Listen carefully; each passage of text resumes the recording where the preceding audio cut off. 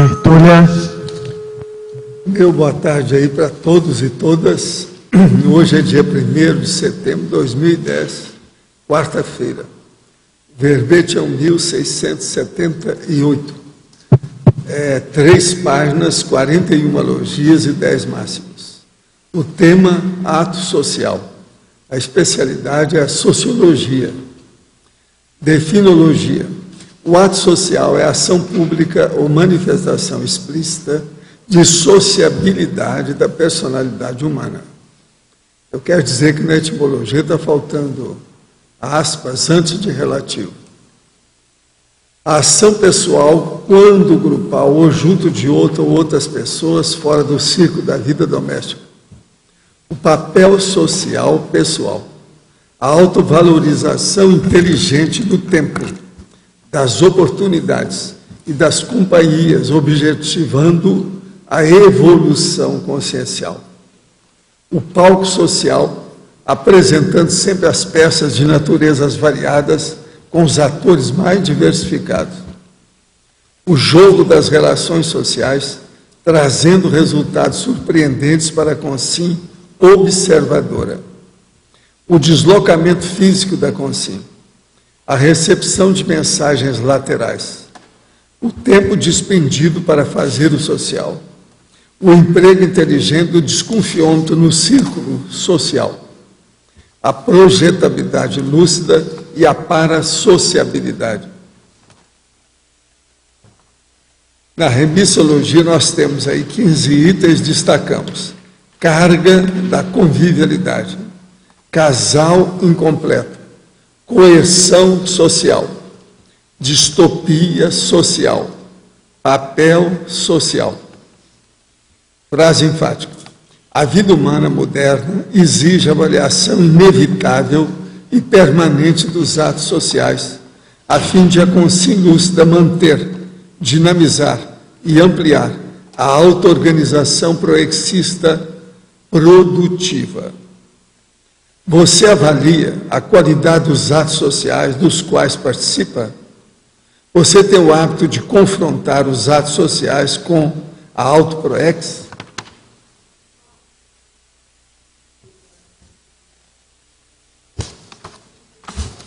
A remissologia, o número 1, o número 2, o número 4, o número 8 e o número 14. Eu estou chamando a atenção aí do que é mais assim, essencial. Sempre eu procuro colocar, no meio de 15, eu procuro 1/3, tá certo? Agora, pergunta. O exercício da imagética sugerido pelo Serenão seria um esforço compatível que a consciência precisa para se descondicionar do soma e do holochakra para chegar ao EV e, consequentemente, a exteriorização instantânea? O problema que eu acho é o seguinte, há uma sugestão para a pessoa estudar a imagética para ela ficar livre disso. Entende? E as pessoas, às vezes, são muito escravas da imagem. Imagética é imagem, imagística é imaginação. Tem uma tia de 78 anos com fibromialgia que sofre desde criança com crise forte e enxaqueca também. Faz uns 3 ou 4 dias alguém falou aqui em fibromialgia, lembra? Ela é extremamente católica, mas por desespero já aceitou a ajuda de quase todas as religiões, especialidades médicas e linhas de tratamento não tradicionais ou científicas. Já sofreu cirurgia mediúnica, sessões de hipnose, quase tudo que se possa imaginar. A sua comunicação restringe a falar de doenças e a chorar contida e discretamente. O que eu ou qualquer um de vocês aí pode fazer por ela? Queria muito a sua ajuda para que essa tia dessomasse com um pouco mais de tranquilidade e entendimento sobre a sua vida de sofrimento. O problema todo é o seguinte, tem que falar para ela que a dessoma, ela vai acabar com o corpo, então ela fica com, o problema maior é o psicossoma e o mental soma. Com isso ela não vai ter dor. Agora, o problema até lá, o caso é, coloca estado vibracional nela, exterioriza energia em cima dela, dê um jeito de fazer o arco voltar e crânio chacral. Isso vai ajudá-lo. Às vezes, alivia, serve de alívio, processo de colocar as energias funcionando. Recentemente, uma amiga minha de faculdade sofreu um acidente de carro e está em coma. A mãe que estava com ela faleceu. Gostaria de compreender, através da conscienciologia, esses acontecimentos que nos parecem tão ilógicos. Qual a melhor maneira pensênica de lidar com isso e compreender melhor esses acontecimentos? Olha, você tem que estudar o processo da evolução. Tem um livro meu, que é um livrinho, que é um pequeno manual, chama Nossa Evolução. Dá uma olhadela nisso, que às vezes vai te dar alguma ideia. Sempre ajuda. Tem que estudar aí o processo do destino e o processo da grupo karma, karmologia, holokarma e etc. E a seriexologia, que nós temos muitas vidas. As candidaturas de parentes de políticos dessomados com sobrenome conhecido pela SOCIM parece funcionar como um mecanismo de consciência para continuar patológica, em que se acentuam as relações grupo kármico negativo. Poderia comentar esse fato à luz da reurbanização do plano extrafísico? Isso aí influi nesse povo todo e tem relação.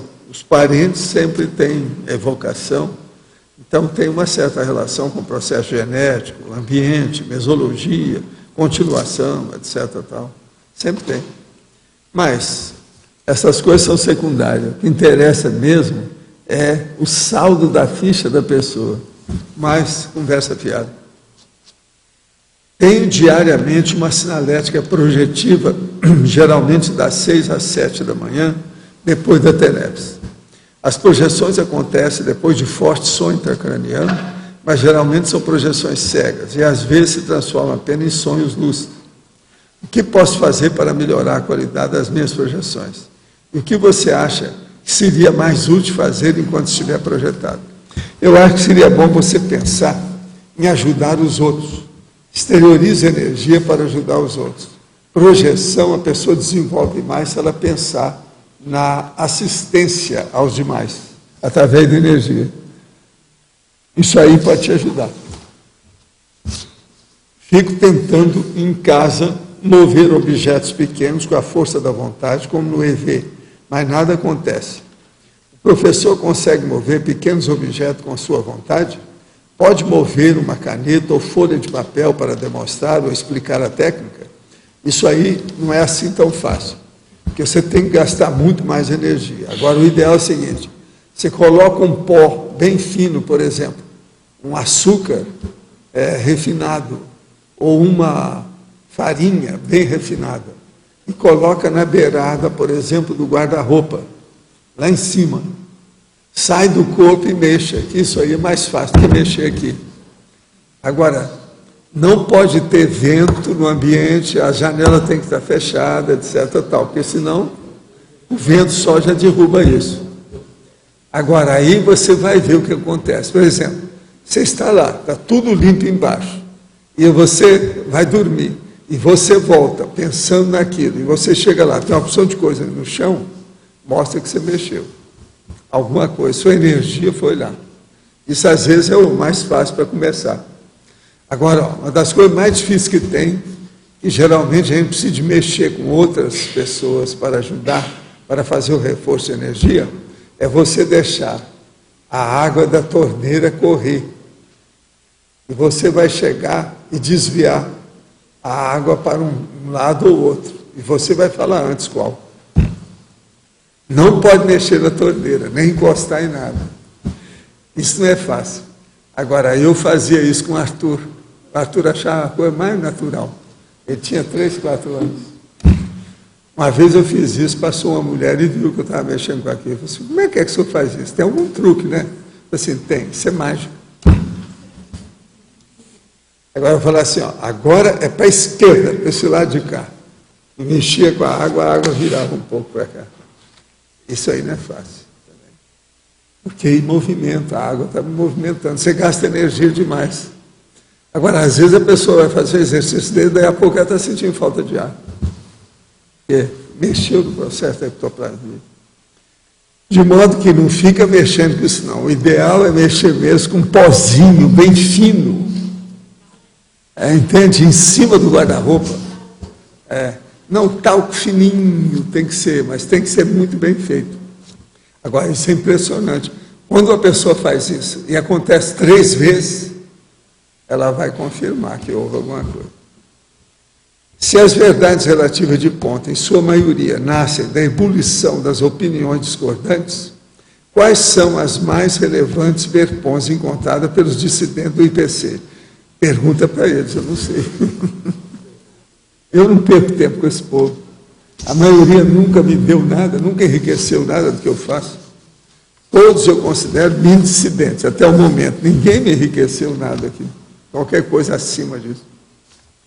Eu quero dizer para vocês que nós recebemos aí hoje a professora Suzana Graciela Pérez Barreira Pérez, que é presidente do Conselho Brasileiro para a Superdotação de Porto Alegre, e a professora Sheila Torma da Silveira, que ela é das altas habilidades e superdotação da Rede Municipal de Ensino, que é uma secretaria de Porto Alegre.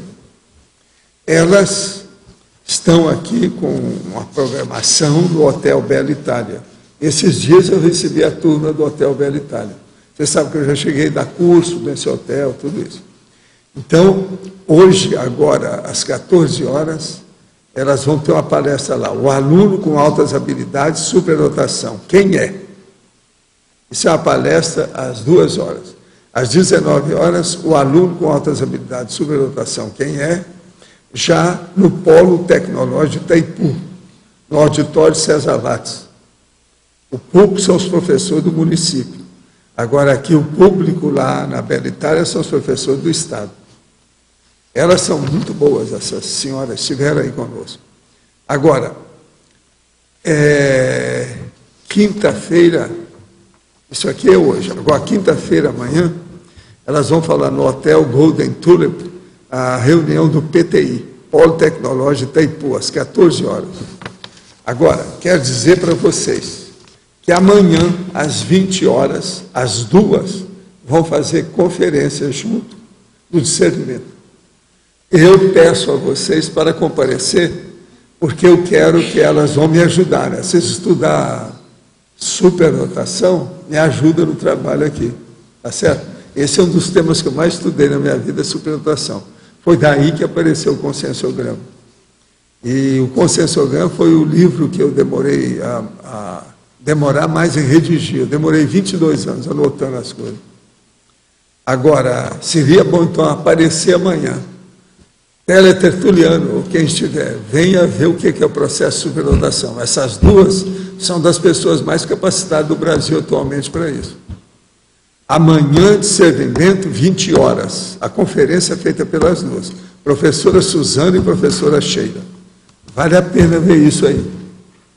Ô, Magari, você vai aparecer lá, não vai? Se não aparecer, vai ter comigo. Estou avisando. Viu, Roberto? Dá um jeito. Outra coisa que eu quero avisar para vocês aqui, um aviso seríssimo. Amanhã, nós já vamos ter o primeiro sorteio dos 20 neoverbetes de vocês. Quer dizer, são 17 autores. Amanhã, tá certo? São 17 neoenciclopedistas, tem 20 verbetes. Vai ter a listagem bonitinha dos 20. Aí tem que sortear sempre. O sorteio é a eleição. A eleição não é sorteio? Eu falo eleição e sorteio para mim é a mesma coisa. Agora veja, amanhã, tá? Eu quero ver vocês aqui, quem redigiu algum verbete, vai aparecer amanhã, porque senão a turma escolhe, como é que fica? Para mim, alguns vão ficar em casa e vão ficar. O que é que foi sorteado? Não, foi o meu, eu preciso de ir lá depressa. Esse, se chegar retardatário aqui, eu vou cair na cola dele. Tá certo? Esse vídeo está aí, né? Para ver o que é que passa.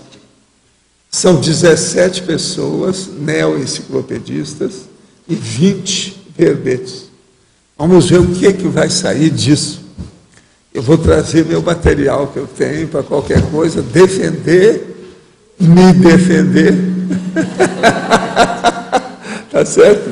Vamos ver o que é que se passa, né?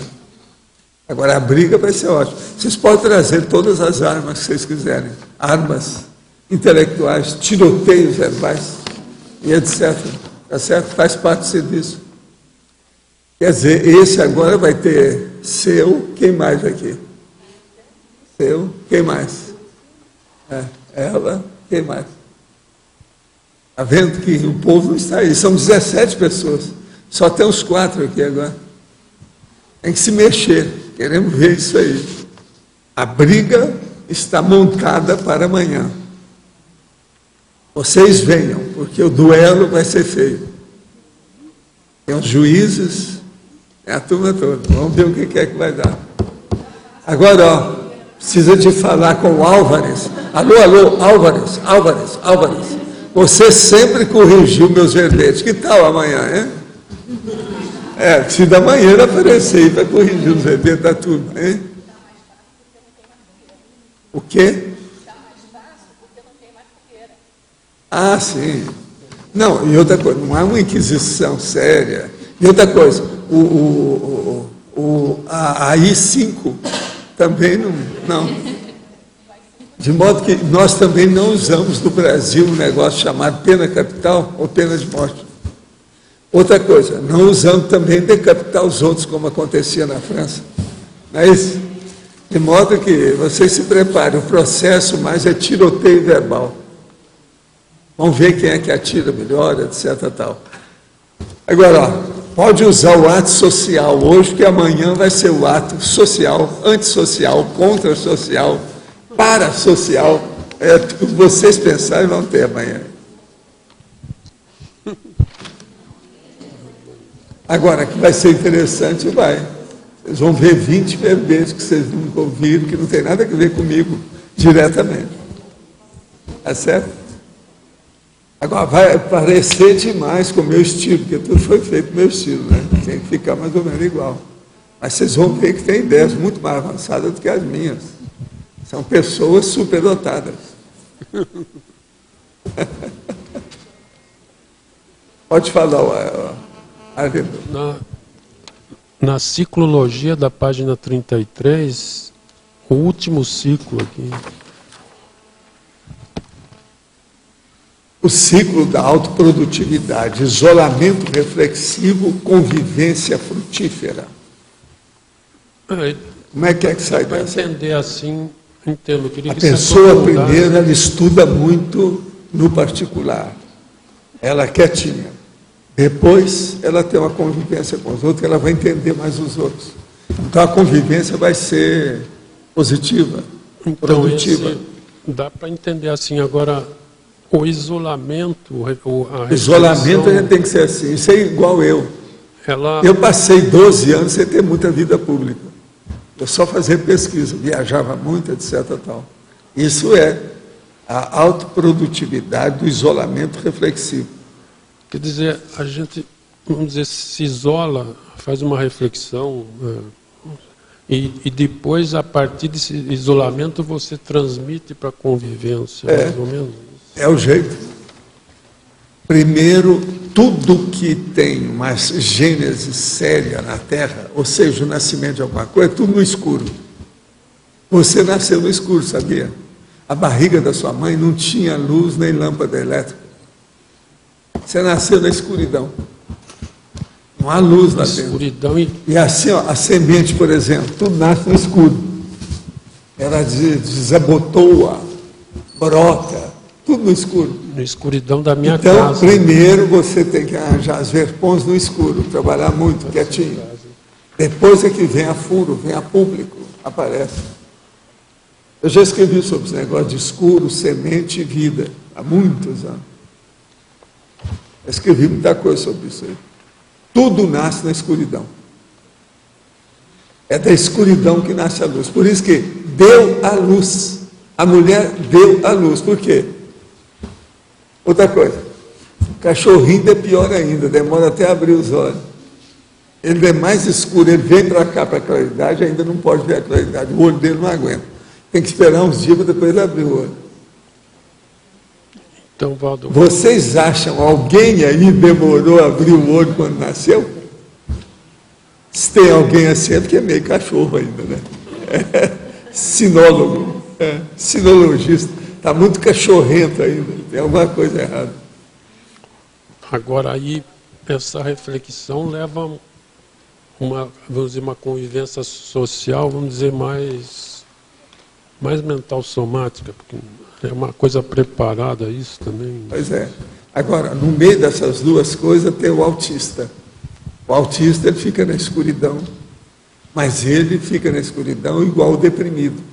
O deprimido fica dentro da casa, fecha as janelas, fica na escuridão e acabou. Outra pessoa que às vezes é assim, é a pessoa que tem cefaleia, dor de cabeça muito forte. Às vezes ela quer ficar no escuro. Mas esse isolamento também tu pode encarar, ele é neutro, ele tanto pode servir. Pode ser tanto positivo Agora, quanto negativo. pode virar o processo é autista. estudar. Agora, o que a gente quer dizer é o seguinte: para chegar a grandes ideias, quase sempre tem um período quietinho, no isolamento, na escuridão da pessoa. Ela fechada em si própria. É introspecção. Depois é que ela coloca o que ela descobriu, os achados, para o público. Esse é o caminho. A mesma página 33, em paradoxologia. O paradoxo da pessoa despreparada para a fama. Eu sou um jogador de futebol no Brasil. Está vendo? O último agora mandou matar a mulher, aquele negócio todo. Eles não estão preparados para isso. Eles acham que são dono do mundo. O jogador de futebol no Brasil é um protótipo bem claro dessa realidade. São os despreparados. Entendi. Tem aqui também na página 32, em fatologia, de baixo para cima, 1, 2, 3, na quarta linha, a recepção de mensagens laterais. O senhor poderia ampliar um pouquinho? A recepção de mensagens laterais é o seguinte: a gente tem que olhar a parte social e ver quais são os sinais que a gente tem para enriquecer as nossas análises, pesquisas, abordagens. Então, através de coisas secundárias, que estão às vezes na moldura da apresentação dos fatos, é que a gente olha isso. A vida social, o cenário social, ensina muito, desde que você tenha concentração mental, atenção dividida, para ver uma coisa e outra. Esse é o caminho do ato social. Todo ato social pode ser informativo, a gente nunca sabe. Ele pode trazer uma comunicação boa para esclarecer suas pesquisas. Porque todo ato social, geralmente, tem gente. Onde tem gente, você pode estar aprendendo. Certo? Entendi. Valdo, ali no Projeções da Consciência, você fala que as comemorações humanas têm sempre uma contrapartida extrafísica. Quer dizer, muitas vezes a gente vai participar das duas, do ato social e do ato parasocial, através da projeção, né? Você pode falar dessa relação? Como é que funciona isso? A relação, geralmente, é o seguinte: a guerra, por exemplo, eles comemoram a guerra, tem as coisas todas negativas com respeito à guerra, tanto de um lado quanto do outro. Aqui eles exaltam os heróis, quem matou mais. No avião, o piloto fala quantos aviões inimigos derrubou e coloca um por um lá. Tem o atirador de elite, que depois de aposentado, ele fica com a jactância de mostrar quantas pessoas ele matou, como é que foi. Quer dizer, isso tudo é uma loucura. E é lógico que a hora que o cara fala aqui, o outro está regozijando de lá. Está todo feliz. Os assediadores que fizeram isso. E às vezes as vítimas estão em cima do cara. E, por exemplo, o revivalismo, aumentar o rapport, essa Tudo questão. isso ajuda demais, né? As pessoas Do têm ato recepção parasocial. extrafísica. Então, quando a gente faz uma exposição, uma Tudo mostra, ajuda. isso tudo vai fortalecer o rapport. Agora, tudo a gente tem que dar valor. Extrafisicamente, em certas áreas, como o Nex, parece que tem mais comemoração do que aqui. quando o negócio é bom. E às vezes uma As badalação... ações são benéficas. Então, às vezes, uma badalação que parece fútil em alguma coisa, que é só futilidade, É tudo por mais, isso que eu e às falo aqui vezes para não a é. turma, ó, o social é muito Às vezes importante. não é. Nós temos que fazer o ato social. Isso é muito importante. Fazer o social aqui, ó, que é o que a turma gosta de falar, é fazer o social. Não, está fazendo o social. Então, isso aí é importantíssimo. Pode falar. Walter, é o seguinte, dentro das Comunex extrafísica, agora... Mexe aí nesse microfone seu. Alô, alô. Então, o que acontece?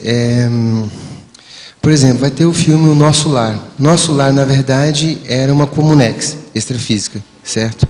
Sei, porque lá tem muita literatura. Fantasia, tem um monte de coisa assim. Literatura. Sim. Agora, por exemplo, o que eu queria saber é o seguinte, o Pombal também era uma outra Comunex extrafísica. É, mas lá não era aquilo, não. Sim. Lá era de assistência, lá era como se fosse um hospitalão. Tá. Como que é feito essa paraciossologia entre as Comunex? Como que isso funciona? Funciona pela afinidade e o nível de lucidez das consciências.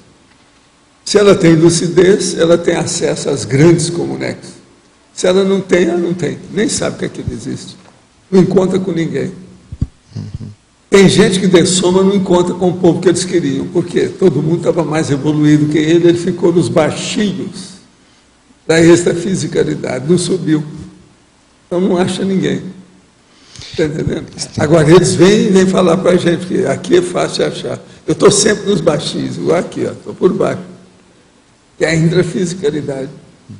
Agora, por exemplo, existia uma coordenação com relação a você estar numa comunidade extrafísica e ir para outra? Existia Só um encaminhamento? vai com afinidade e lucidez. A lucidez significa interassistencialidade. Se a pessoa estiver pensando só nela, ela não faz nada. A hora que ela começa a pensar em ajudar os outros e fazer as interpelações construtivas, a coisa muda de figura. Uhum. Por exemplo, você na condição dos Éfesos, que ficou 214 anos, você administrava alguma coisa nesse sentido? Alguma coisa assim. O que, por exemplo? Eu tinha o meu pedaço. Que pedaço era esse? É o processo lá, principalmente do Pombal. É tanto assim, que eu voltei lá depois. Tal, sim, dentro do Pombal, assim, qual que era a sua atribuição lá dentro, em termos de maneira? Eu seguia as ordens do povo de cima. A maioria que me dava ordem, tudo vinha do transmentor. Entende? Agora, tudo é encaminhamento disso, encaminhamento daquilo, encontrar uma pessoa, encontrar outra. Eu estava me aperfeiçoando, ainda não cheguei a ficar bom nisso, não. Mas em rapport com as consciências que têm problema. Mas eu ainda não fiquei bom nisso, não. A maior prova que eu não fiquei bom é aquela história que eu conto, da turma que eu estava dando aula fora do corpo lá, mostrando a energia. Não, olha aqui, ó, esse corpo não vale nada, a gente transfigura ele pela vontade. Veja bem, e aí eu acabava com as minhas pernas, depois eu acabava com meus braços, depois eu ficava solto no ar. Aí lá pelas tantas, um deles falou assim, Valdo! E pulou em cima de mim. Eu tive que voltar para o corpo, numa pressa danada, e o coração disparando, quase acabou comigo. O cara descobriu que eu aguentava totalmente. São esses que eu chamo de paracomatosos. Você está entendendo? Extrafisicamente eles são comatosos. Agora, tem de tudo nesse aspecto. Agora, isso aí é que eu aprendi. Mas agora, a coisa mais séria para fazer isso, nem sempre a gente consegue, que é o processo da holomemoriologia. Você tem que lembrar quem é aquela pessoa para ter mais rapport com ela. A hora que você entra, o negócio é mais fácil.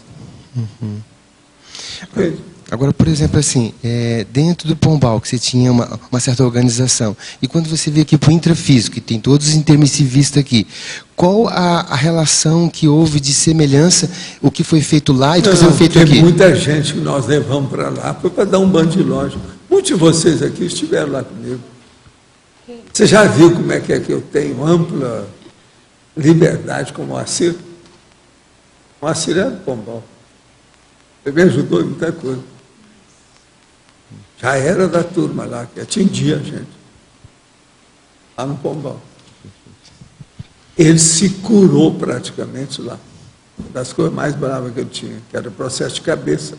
Não era fácil. Entende? Perfeito. Agora, aqui tem dezenas aí que passaram pelo Pombal. Bom, Tem outras dezenas que ainda não chegaram. São esses que a gente está fazendo lá, o chamado. Alô, alô, alô, intermissidista dorminhoco, acorde, 7 horas da manhã, está na hora. A polícia está chamando aí fora. Trom, trom, trom. antes do Pombal era o Nosso Lar? O que era que vinha antes? Antes, É. minha filha, Pombal é antiquíssimo. Pombal, Nosso Lar é mais a ideia de um processo literário. Não corresponde à realidade. Mas tinha alguma coisa parecida. Tinha, há muita coisa parecida. Das coisas mais aparecidas que tem é um lugar que o André Luiz não descreveu, que lá está escrito Alvorada Nova, que é o nome que ele deu. Naquele lugar tem mais coisa, não Pra que era lado fica isso? tanta literatura. Mas o problema é que era muito avançado, ele mesmo tinha dificuldade de mexer lá. De compreender aquilo. Para que lado era isso? Alvorada Nova. Alvorada Nova é fora do estado do Rio. Agora, o Nosso Lar, ao que indica, o negócio era lá. Agora, tem igual essas coisas de Nosso Lar, os problemas de literatura disso, uma série de comunex, tipo português, desde a época da descoberta do Brasil. Isso tudo está em torno do Rio de Janeiro. Agora, nós e os amigos e o povo da Reurbex e o reurbanizador andou liquidando com algum desses lugares. É como se fossem aldeias extrafísicas, tudo alterado. Agora, quando eu comecei a trabalhar com o negócio diretamente para acabar com isso, que saía do corpo, tal mal, junto comigo, aquela coisa toda, porque na questão da reurbanização, os amparadores trabalhavam junto com os assistidos. A gente enchia de energia lá para ver se fazia o exaurimento daquelas energias negativas. Agora, tanto eu quanto eles, todo mundo chegava, na mesma hora, eles acabava com tudo. O ambiente chupava, vampirizava as energias da pessoa. Tudo através do psicossoma. Agora, com isso, eles começaram a mudar tudo. Agora, onde se fez mais trabalho desse foi na Europa. Se não tivesse feito, não teria sido feita, sabe, a União Europeia. Eu acho muito difícil. Tinha que ter acabado com aquilo lá, muita coisa. Por isso que eu acho que uma porção de coisa de tradição e coisas antigas que tem por aí, precisa de derrubar isso tudo. Quanto mais depressa derrubar, melhor. Não, o folclore, a superstição, o mito, o irracional, o surrealista. Você está entendendo? As loucuras das crendices. Isso tudo tem que acabar. Agora, por exemplo, o Nosso Lar, ele quis dar umas coisas mais ou menos aproximadas, mas o negócio é muito romanceado, não corresponde à realidade mesmo das coisas que são. Não. Existem certas inscrições, são mais ou menos aquilo que ele fala. Certas personalidades são mais ou menos daquele jeito. Mas não o entrecho, o enredo, o script, o tema. Quem romanceou o médium que... Hein? Quem romanceou o médium que recebeu? Não, ele recebeu as instruções para fazer isso. O André Luiz não sabia nada dessas coisas, ele era por fora. Ele não é do ramo, ele era médico. O negócio era difícil. Ele era só médico, e olha lá, mas um grande cientista dentro das coisas dele. Pode ser. André Luiz falou para mim assim, eu fiz alguma coisa, mas eu tenho muita pena de você. Você tem que fazer muito mais. Eu descobri uma doença do início até o fim. Você vai ter que descobrir o mundo do início até o fim. Ele me falou isso antes de eu conhecer o Chico Xavier. Por isso que eu sei que ele é o Carlos Chagas. Ele que passou essas ideias para o Chico. Não. Ele passou as ideias que a turma deu para alguém ele. passou para junto, ele. mas Emmanuel que supervisionava essas coisas todas. Quer dizer que ele não estava vivenciando aquilo ali, naquele momento? Alguém Sabe o passava lá no extrafísico, ele não estava Não, vivenciando ele passou isso. por aquela experiência. Tem muita coisa que ele está falando ali que ele passou por isso. Mas, por exemplo, Ele não pôde nem falar quem ele era, abriu o jogo. É tudo na base de literatura.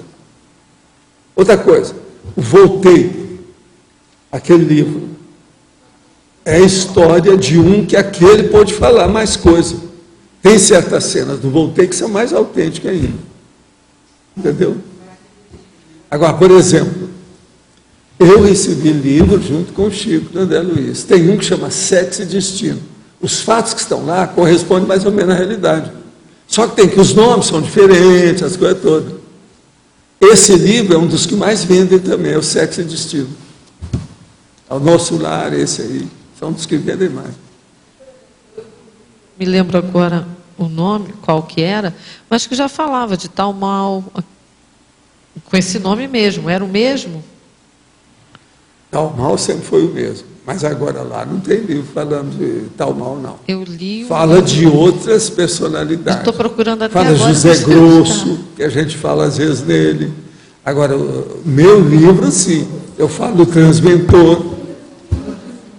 Eu não sei onde foi, já procurei adoidado. Foi o que me fez o rapó, porque falava do tal mal, falava da Maria Clara, Projeções da consciência. Projeções da consciência. Não, foi antes de eu conhecer a projeciologia. Transmentor. O quê? Apesar... Pode falar. Escuta, vocês têm que me dar uma listagem aí, que esse chefe aqui deu para vocês. Vocês já deram? Já arranjaram? São 25 folhas. Não tá.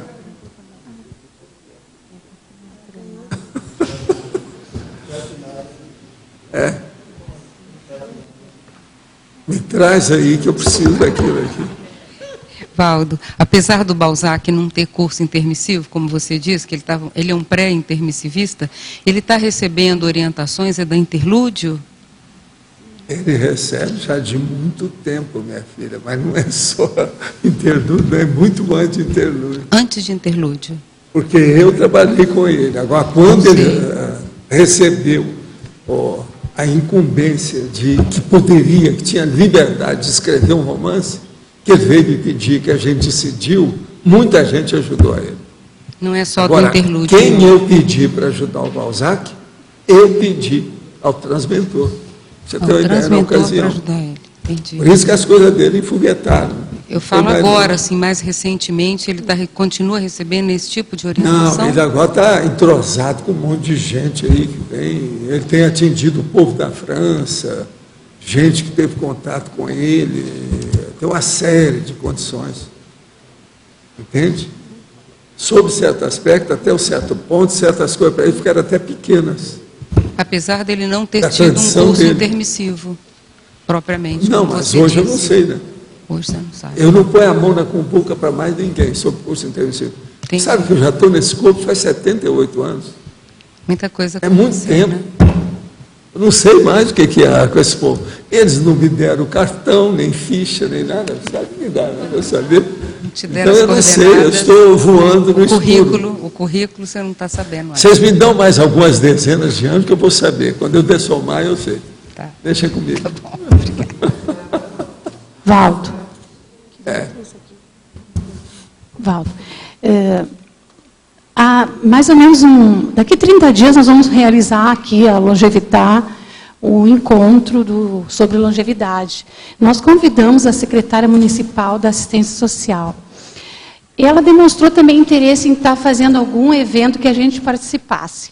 Como que é essa associem com a consciência lógica? Como é que o que a gente deve fazer? Abraça todo mundo e procura ajudar. Fale a verdade baseada em fatos que ninguém vai reclamar. Fiz uma poesia. O assunto vai ser comum, né? Sobre o idoso, sobre a longevidade. Fala tudo. Como que a gente... Anota o que é essencial para você sempre falar. Toda reunião pública grande, você vai ter que falar aqueles princípios. Sobre gerontologia, isso é uma necessidade. Anota no papel. Vê o que é essencial. Nunca deixe de falar aquilo que interessa. Essa interação, como é que... Outra coisa, não fica só na poesia, não. Mostra a realidade. É preciso de ter muita realidade nisso. Eu estava pedindo agora para o Eduardo, ele está estudando, para a gente ver esse negócio que está dando muito infarto no povo e ninguém toma providência. É igual o que aconteceu agora com um amigo nosso, que está lá infartado. Ele sentiu as coisas e não tomou providência nenhuma, continuou tudo do mesmo jeito. É preciso o povo desconfiar, dor no ombro, dor no braço, dor nas costas de certas coisas, às vezes tudo é o coração. E está matando gente que não é fácil. Parece que o termo é o seguinte, a cada 29 segundos uma pessoa tem infarto. Parece que é isso, no mundo. A situação não é fácil. 29 segundos. Eu falei, daqui a pouco já é menos de meio minuto. Alguém já morreu, mais um. E essa diferença de interesses, assim, porque associa esse lado do idoso, ele vai mais... Mas olha, o idoso, seja da Socinha, ou do fim do mundo, seja da favela, ou, entende, da aristocracia, todo mundo é a mesma coisa, todo mundo fica velho. E não adianta, dinheiro não conserta processo, não. A velhice chega, o envelhecimento vem. Mas eu falo do mental soma, assim, que não... Pois é, mas fala tudo, vê o que você tem. Você tem muita coisa para mostrar. Nós aqui sabemos mais essas coisas do que a maioria desse povo. Essa que é a verdade. Sim, e a secretária demonstrou interesse que a gente faça algumas palestras também lá na Socinha. Tudo. Fala tudo aquilo que você acha. Agora, defenda tudo. Fala tudo baseado em fatos. Ninguém vai poder falar nada. Se você falar a verdade baseada em fatos, tá bom. Você já está se defendendo naturalmente, tudo que você está fazendo. Isso é positivíssimo. Muito bom. É buscar o assunto mais comum. Assuma, Jussara, é a vida. Arregaça as mangas. Você já nem tem a manga, eu estou vendo só que tem uma pulseira, mais nada. Valdo, um assunto que precisa ser abordado nessa questão é a parte da produtividade intelectual da pessoa de terceira idade, de quarta idade. É isso que interessa discutir. As doenças, a coisa mais séria é trabalhar com a cabeça para evitar o Alzheimer.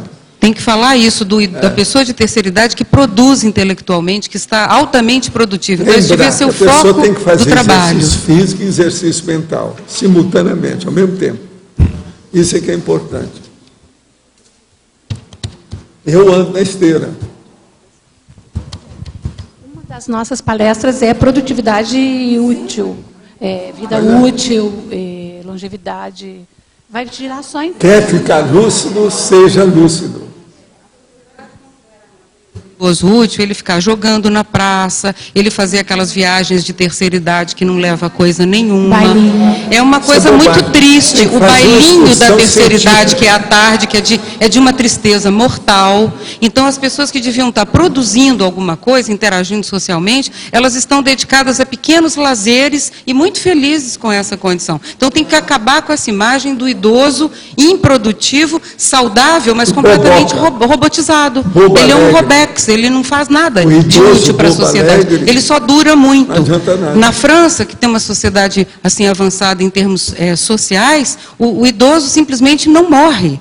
Ele é imortal, porque ele chega, tem enfermeiro, tem fisioterapeuta, tem cozinheira, tem massagista, mas ele não produz nada. Ele fica ali naquela vidinha, sabe? Então aqui pode caminhar para o mesmo problema dos países avançados, civilizados. Então é bom a gente fazer essa prevenção.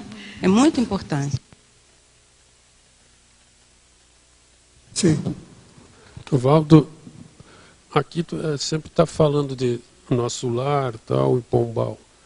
Qual a diferença, vamos dizer, o que caracteriza para o nosso lar, Pombal e Interlúdio?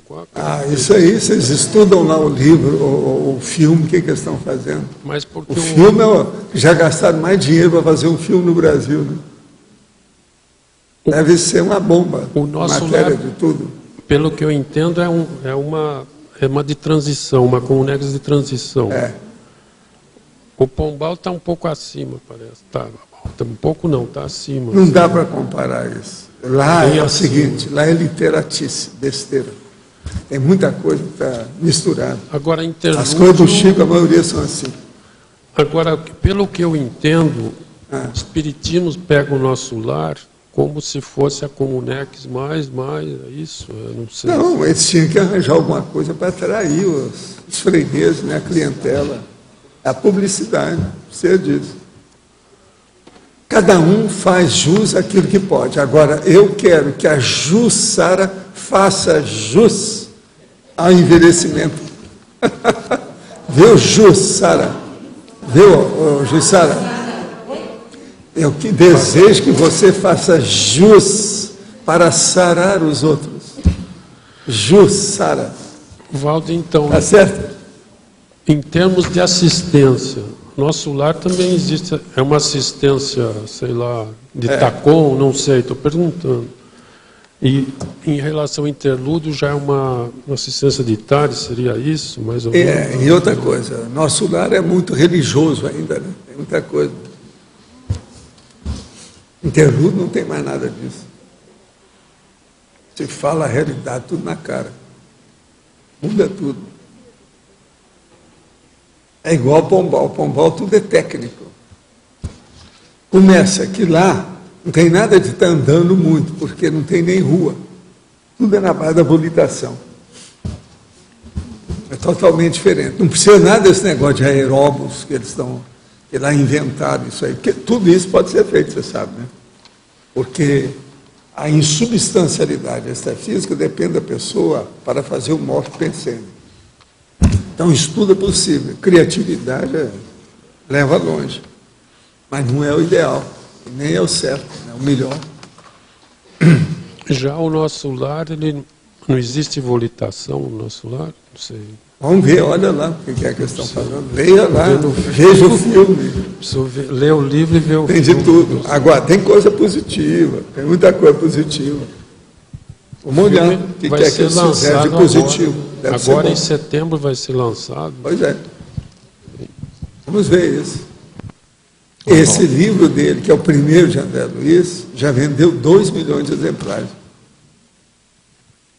O Sexo e Destino já vendeu 1/4 disso, parece que é 500 mil. Esse que a gente recebeu junto. Agora, esse Sexo e Destino chama atenção por causa do sexo, né? Agora, o nosso lar é por causa do processo de ser o processo extrafísico. Os ingleses, vários médiuns, desde o século XIX, já falavam desses lugares assim. Tem muito livro em inglês falando dessas coisas. De, sabe, comunidades extrafísicas. Tem disso. Agora, o povo aqui não sabe muito. Mesmo o próprio nosso lar ainda não é tão lido, nem discutido.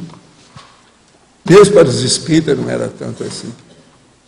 Agora, como vendeu muito e hoje está na moda, eles querem tirar partido dessa divulgação, né? Está certo. Mas eu só ponho como pergunta. Parece que a própria federação entrou e deu dinheiro para isso aí. Mas não quer que apareça, porque se der dinheiro, a federação deve ter muito dinheiro atualmente.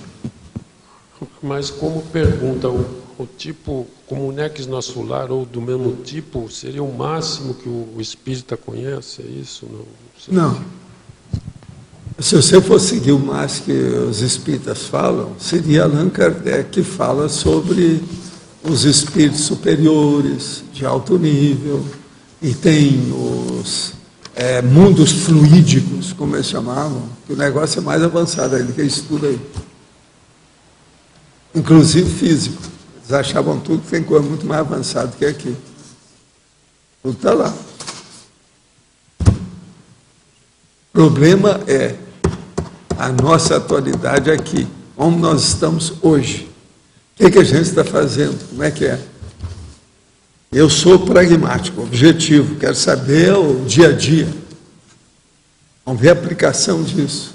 Estado vibracional, arco voltaico, mega euforização, interassistencialidade, TENEPS diária. Muito diferente. A ação é precária. Valdo. Sim. Aqui. Não, o tema hoje é ato social, né? E só abrindo parênteses, eu ouvi dizer que o Lula vai estar aqui amanhã, né? Tá aí, de vez em quando inaugurando tá aí. a Unimila, parece. O Lula, né? de vez em quando, está aqui em Foz. Sempre foi Unimila, assim. Unimila amanhã. Então acho que vai ser um ato social importante, né? Um ato social presidencial. Você sabe que o Serra esteve aí também essa semana. É isso, não sabia, não. Esse povo todo vem a força. Mas também a inauguração da Unimila, né? Eu acho que é um ato social importante, né? Historicamente dizendo. Acho que é a primeira universidade, né? Que integra a América do Sul, né? Professor Valdo. Vamos ver o que dá. Né? Professor Valdo aqui, ó, em cima. É que parece que o Lula chega hoje e a Dilma também vem em Foz do Iguaçu hoje. Sei. Mas o Serra também esteve aí, lembra disso? Quem é que falta? Todo mundo está chegando por aí, né? Para ver o que dá, né? Na hora da eleição, todo mundo está presente. Depois somem, o resto da vida. Quando acelero as energias com toda a minha vontade, começo a sentir pequenas vibrações no corpo todo, parecida com vibrações de quando se cruza as pernas e o sangue começa a não circular. O nome disso é cãibra. Quando coloco mais vontade e acelero ainda mais, as vibrações aumentam, mas sinto um desconforto muito ruim que torna impossível acelerar além desse nível. É como um choque.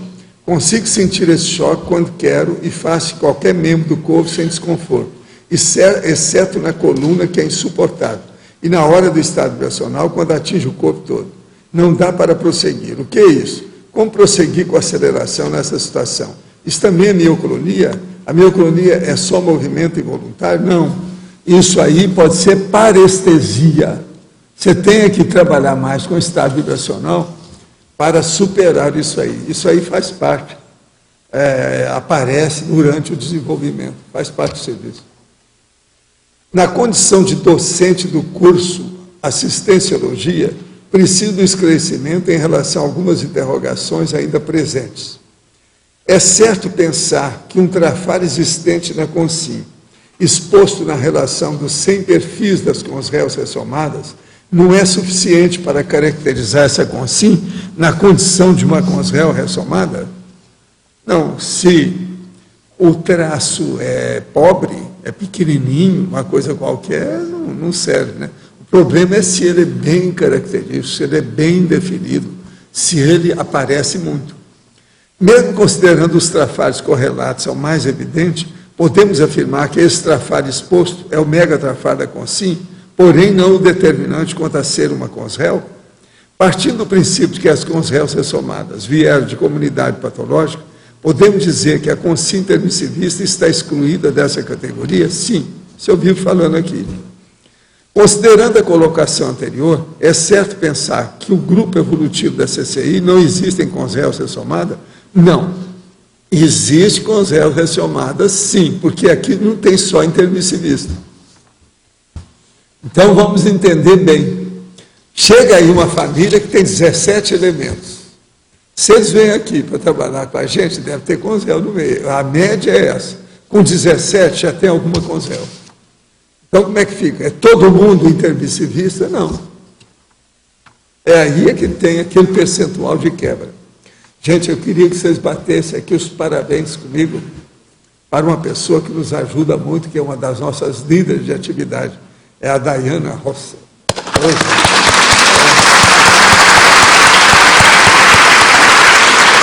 São os 15 anos da Dayana hoje. Sabe como é que é, né? Agora, gente, eu vou ler aqui o que é que vai ser dentro do sorteio da eleição de vocês, o que vocês vão escolher? Eu vou ler na ordem alfabética os temas que 17 de vocês escreveram e que agora já consta da enciclopédia. A mensurabilidade, ataraxia, autodeterminologia, binômio ideia-intenção, boemia, conhecimento teático, consciência miriaédrica, consciencioterapeuta, crise de crescimento, expressão pseudoterminológica, histrionologia, poder da vontade, propósito ansiolítico, questionário invexológico, recato evolutivo, remissão enciclopédica, senso de perspectiva, separação unificadora, subjetividade objetiva parapsíquica e o workaholismo. Por aí vocês escolham agora o que vocês vão ter. E aí nós vamos ver quem é. Que lá, amanhã, quando forem trazer aqui, você vai ver no fim as iniciais. Por ali você sabe quem é. Eu confio em vocês dentro do processo do debate. Vai esquentar amanhã em diante, durante 20 dias. Tá certo? Hein? Tem no site também, tem por todo lado, né? A eleição é feita aqui e de fora, né? Vamos ver quem é que tem. Você já pensou, essas pessoas que escreveram que estão aqui, lá ela vai fazer um voto a favor dela ou não? Como é que fica? Como é que fica? É o tal negócio, a gente não sabe. Nós agora estamos entrando numa nova jurisprudência, que é essa jurisprudência mais ampla, entende? Democrática, é de vocês. E eu fico muito feliz, porque agora já tem mais 17 para receber como saco de pancada, né? A situação de vocês. Nós agora somos 18 de Copacabana, tá certo? Muito sério isso aí.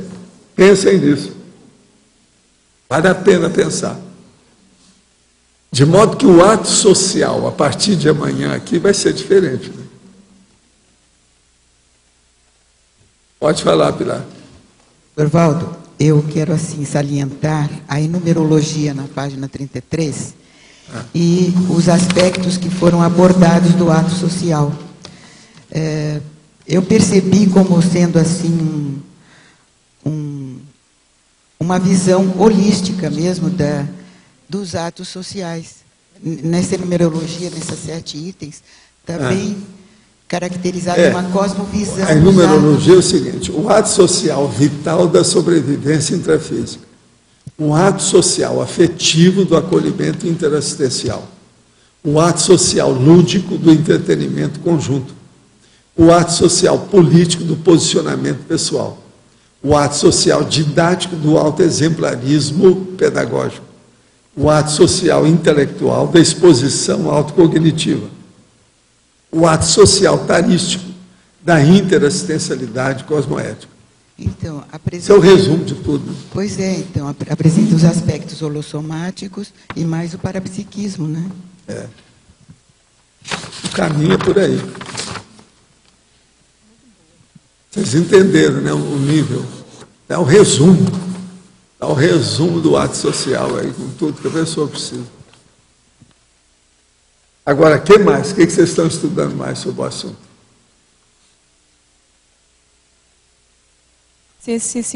A crescendologia, vida pública, vida desorganizada. Você pode falar sobre isso? Sim. Crescendo patológico, vida pública e vida desorganizada. O caso todo é o seguinte: a pessoa, ela começa a ter a vida dela. Lá pelas tantas, a vida dela se torna pública. Então, ela é uma personalidade aí pública. Agora, com isso, às vezes, a movimentação, a badalação, todo o trabalho em torno dela, ela se desorganiza. Quando ela era sozinha, quieta, mais quieta, ela era organizada. Com o passar do tempo, ela se tornou patológica. Essa desorganização é que dá o processo da impulsividade, que dá a precipitação e que vai dar a síndrome do ansiosismo e outras coisas mais. Começa assim. Então, uma das coisas que vocês vão ver é o seguinte: uma pessoa, ela é a vida particular só dela. Lá pela Santa, ela se candidata e é eleita. Às vezes ela vai desempenhar uma função durante 4 anos. Ela começa, não tem cabelo branco nenhum. Daí 4 anos está cheio de cabelo branco. Devido à bagunça do processo. Desses cargos todos, o mais difícil, a meu ver, é a prefeitura, é o prefeito. Esse é que coloca a pessoa mais doida, se ele não tiver cuidado. aparece mais, é muita cobrança. Professor. Tudo em casa. Você está entendendo? Não é fácil. Professor, aproveitando aí esta questão do crescendo, podia ser um crescendo positivo, ou seja, vida pública se tornar uma pessoa organizada? Isso é mais difícil, né? Pela nossa condição, né? Assim, aproveitando esse mesmo crescendologia, podia ser o crescendo homeostático, vida pública e vida organizada. É possível? É possível, mas é mais difícil, né? A maioria que acontece, né? Exato, assim. com certeza. Entendeu?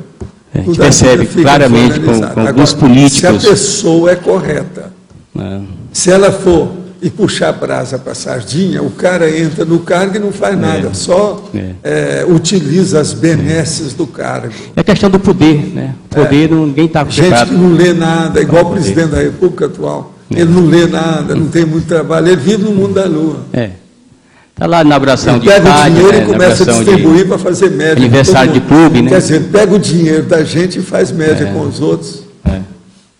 Ontem ele estava no aniversário dos 100 anos do clube lá, do Corinthians. Agora, são pessoas que não raciocinam. Elas são superficiais. O presidente da República é superficial. Agora, ele sabe tirar partido do carisma, da força presencial que ele tem, faz média com todo mundo, só fala na linguagem popular. Isso chama demagogia do populismo. Porque a agora, é patológico. No entanto, não parece ser patológico. Todo mundo está batendo palma para ele. Mas é patológico. Ele é patológico. É porque a pessoa pública, ele realmente fica com um tempo bem curto para essas atividades intelectuais. A maior prova que a gente mostra é que se uma pessoa ela tem 80% de aclamação do povo, ela não presta. Agora, olha só a palavra 80%. Que eu estou usando. Não presta. E olha a lógica, presta atenção. Se nós vivemos numa sociedade que é patológica, que isso aqui é um hospitalão, onde a gente está numa grande enfermaria, se a maioria que está nessa sociedade está aclamando você, é porque você está dentro da média patológica da sociedade. Isso é um óbvio. Uma pessoa que fosse boa tinha que ter muita gente contra. Isso. Porque ela está renovando a sujeirada que está aí. A questão da crítica, né? Também. Se todo mundo está batendo palma, que a pessoa não serve. Isso é a regra. Isso é que é a coisa mais séria de paradoxo que tem na sociedade atual. Esse paradoxo é terrível. De modo que não adianta querer defender o Lula. Se 80% está batendo palma, nunca houve isso no Brasil tão grande. É porque alguma coisa está fazendo errado, porque a maioria está a favor dele. Se a maioria aqui tudo é patológica, a sociedade é patológica, como é que é possível? Claro. Vocês estão entendendo? O mais é conversa fiada. Eu estou batendo nos fatos lógicos, racionais. Não vem que não tem.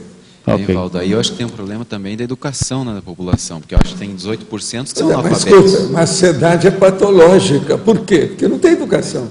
Falta reeducação.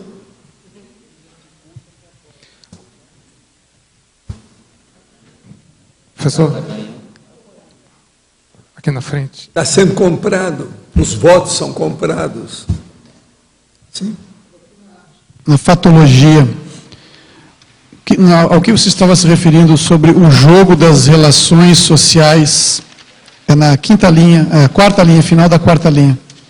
O jogo das relações sociais trazendo relações sociais trazendo resultados surpreendentes para a consciência observadora. É a pessoa observar o jogo. Isso que eu estou fazendo aqui é isso. O jogo das relações sociais. Olha o que o Lula faz para fazer a demagogia do populismo. Ele fica bem com todo mundo. Nunca combate nada, socorre os aflitos, passa a mão em todo mundo, deixa a negligência para lá. Se o negócio é difícil, ele não resolve na hora, não fala a verdade de nada, esconde toda a maracutaia. E você fala que é surpreendente pelas inovações que trazem, digamos assim, cada vez inventando um jeito diferente. Qualquer um, aqui, se eleger um poste, o Brasil ia melhorar. A coisa começou mais ou menos antes do Fernando Henrique. Fernando Henrique e o Lula praticamente fizeram muito pouco. Fernando Henrique vendeu a Vale e outras coisas mais. O Lula com esse mensalão, esse negócio, comprou todo mundo e gastou dinheiro, colocou mais gente trabalhando para o Estado, aquele negócio todo. Demagogia populista, demagogia pura. Agora, veja, o Brasil cresceu por quê? Nós estamos num nível de abastança.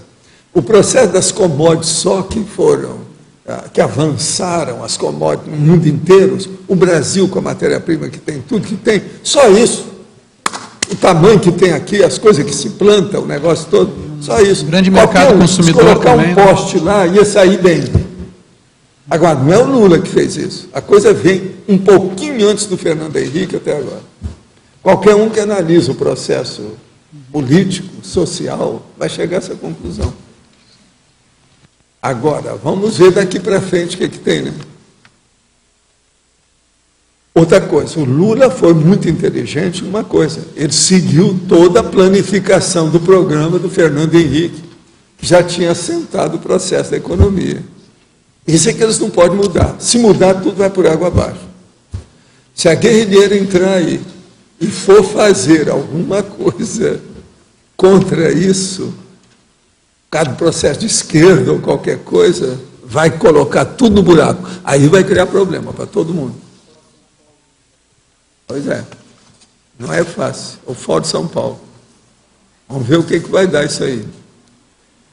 Agora, o povo no Brasil está mais ou menos sabendo dessas coisas. Vamos ver o que vai dar, né? Agora, se ela quer trabalhar bem, ela não é boba, ela é inteligente. Vamos ver o que vai dar.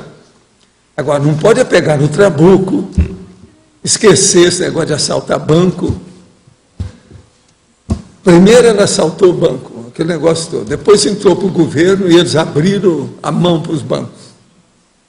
Os bancos nunca tiveram tanto lucro como no governo do Lula. Você vê que está todo mundo comprado. O Lula é ótimo para vender as coisas. Vendeu o Brasil. Para mim, ele vendeu mais do que o Fernando Henrique. As coisas são maiores. Por isso está todo mundo feliz. Entende como é que é? Povo.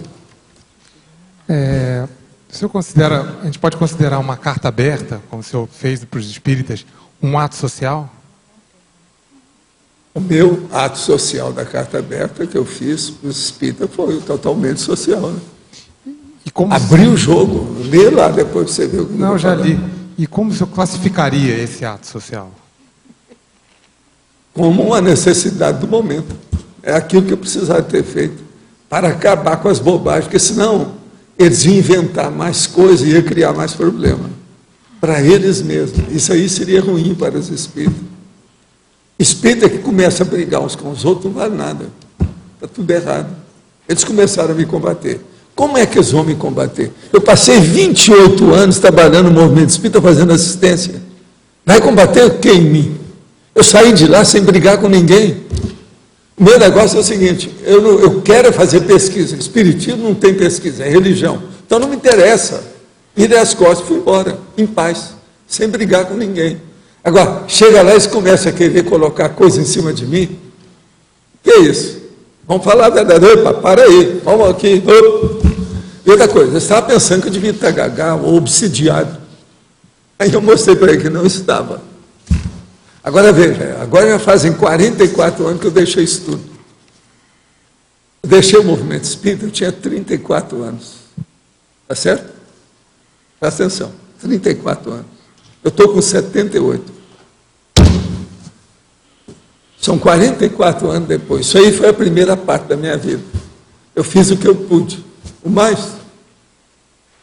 Mas uma carta aberta, assim, de esclarecedora, no caso, assim, como foi a sua, pode ser classificada, assim, com que tipo de ato social? Ato social esclarecedor, assim mesmo? É lógico. Atares. Aquilo lá eu fiz atares com ela. Clareou tudo. Nunca mais eles atiraram pedra em cima de mim. Você está entendendo? Nunca mais quebraram as minhas vibraças. De modo algum. Agora, tudo é gente nova que está fazendo. Hoje eles não são novos, depois de 44 anos, esse cara tudo deve estar com cabelo branco. Aqueles que fizeram isso. Eram uns 3 ou 4 só. Patrulheiro ideológico, que queria defender Allan Kardec. Em cima de mim, sem me conhecer, sem nada. Gente que eu nunca tinha visto. Assim, epa, para lá, ô meninada, cala a boca aí. Comecei a escrever, então, com uma certa educação, né? Você deve ter visto a carta. Tem hora que você tem que mostrar as garrinhas de fora. Tem que mostrar quem você é, quem que você veio. Eu sou uma pessoa que brinco muito, mas eu sou sério nas coisas que eu faço. Tudo meu é sério. Eu nunca levei isso da brincadeira. Agora, vem inventar as coisas que não correspondiam à realidade, insinuando milhões de coisas. Há de ver os artigos que saíram. Não dava, né? Eu já fora, abençoei todo mundo, não tinha brigado com ninguém, os caras depois vêm em cima de mim. Você acha que eu ia ficar quieto? E o problema era só comigo, meu nome, ali, bem claro. Então eu tinha que abrir o jogo. Mas na época, o que a maioria do movimento ali, o pessoal que te conhecia, te apoiou com a carta? Ou não? Não apoiou. Eles morreram de medo de mim. Eu me estabeleci como um bicho-papão. Esse povo morre de medo de mim. Escuta só, eles sempre acharam que o cara entrou para o espiritismo, ele virou santo, vai furar o céu, que é a maior besteira. Que às vezes numa vida só a pessoa não precisa mais de mexer com isso. Ela vai para outras instâncias evolutivas. Isso é bobagem. Agora, o que se passa? Eu entro lá, entro na liderança do movimento no Brasil, o maior que tinha de espiritismo. Levamos o espiritismo para fora do Brasil. Levamos para Uberaba, que hoje Uberaba é considerada a capital do espiritismo. Quem levou isso fui eu, junto com o Chico. Não foi só o Chico, fui eu que levei o Chico para lá. Presta atenção, eu e meus amigos. Povo. Agora, eles começaram a combater justamente isso. Que é isso? Só em Uberaba eu vivi 22 anos. Presta atenção. Com o Chico foram 10 anos de trabalho, os últimos 10 anos do espiritismo. Como é que é?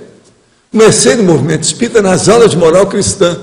Então, agora veja, é terrível eu, que estava lá, eles proclamando e querendo que eu fosse o seguidor e aquele que ia fazer o acompanhamento e o prosseguimento do trabalho do Chico, e eu falava com ele, não sou eu não vou entrar nisso, eu vou ficar aqui pouco tempo, eu vou sair fora. Eu não quero ficar com religião para mim não vai. Isso não é o ideal. Eu tenho muita retrocognição, eu não tenho culpa se vocês não têm. Eu tenho.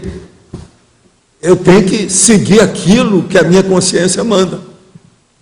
Então, veja, eu desde o movimento espírita fui secretário do movimento espírita, presidente de União de Mocidade. Trabalhava com aqueles jovens na época do carnaval, 400 a gente marcava uma cidade, e às vezes a gente mesmo escolhia, cidade tal. E a gente ia lá para o interior e passava o carnaval com 400 jovens falando sobre o espiritismo.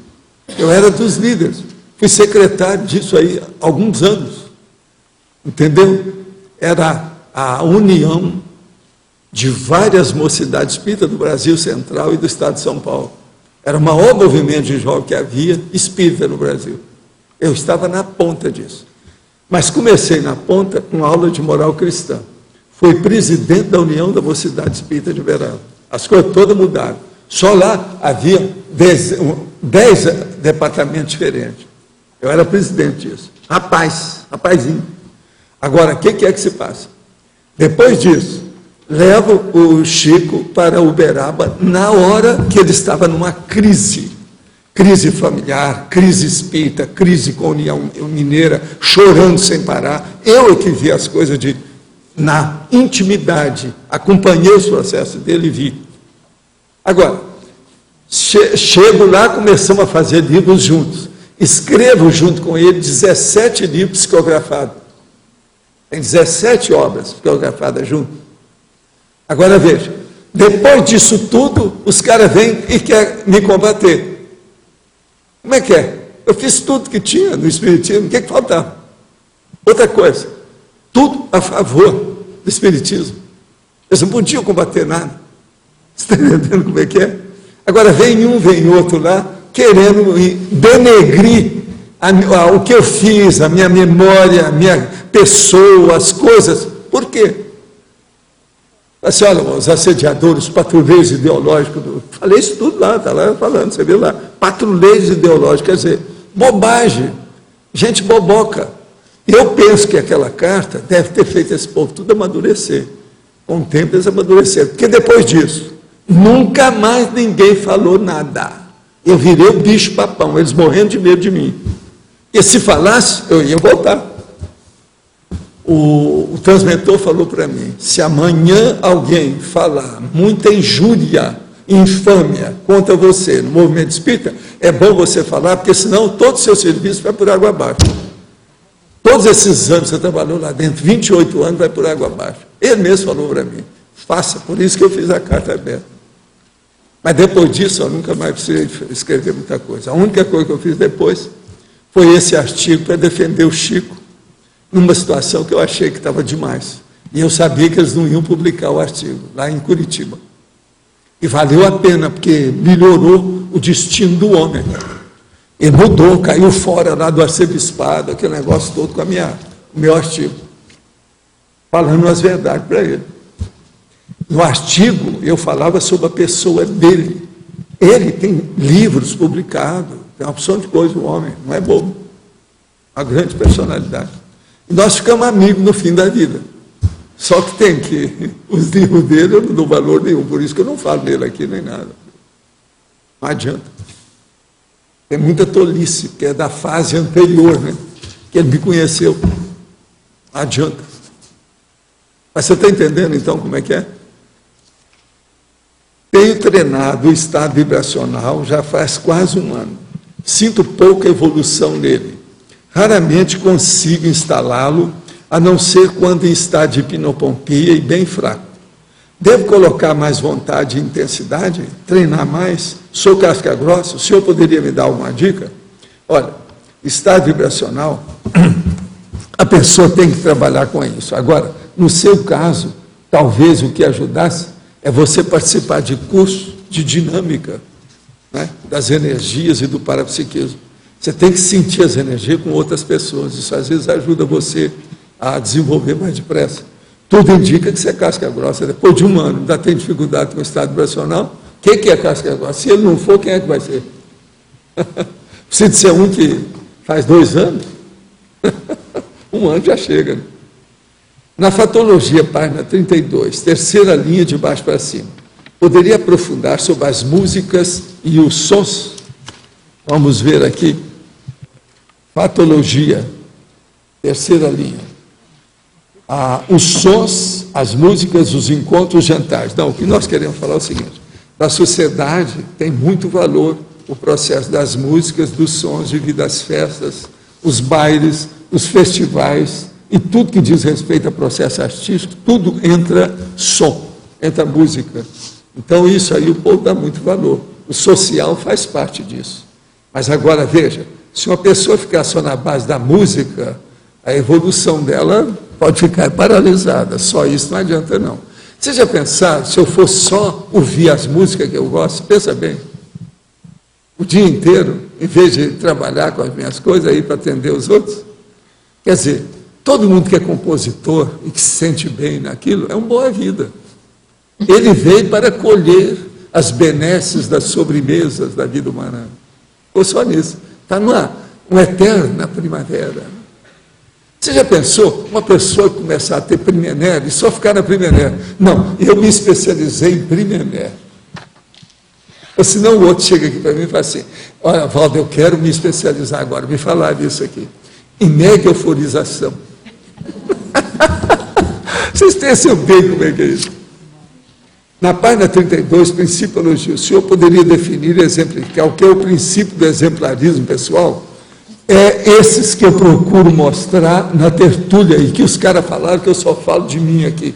Teve um deles que falou aí, meteu o pau, né? Eu só falo de mim. Isso é exemplarismo pessoal. Eu dou meu exemplo, meus erros, meus acertos, aonde eu acertei, aonde eu errei, por quê, de que modo. Eu vivo contando aqui a realidade. Como é que é? É a vida.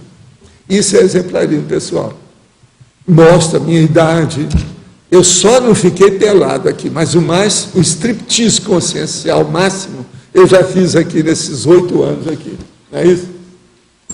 Gostaria de saber de que maneira podemos usar a força presencial de uma consciência atratora em uma proex produtiva.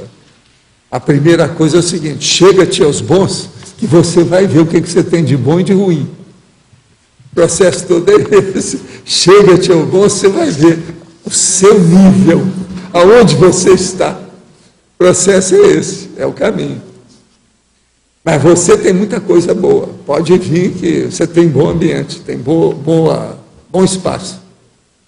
Eu conheço ela. Há algum tempo, meu ex-marido nos presenteou com um gato siamês, muito bonito e carinhoso. Porém, ele sofria de assédio.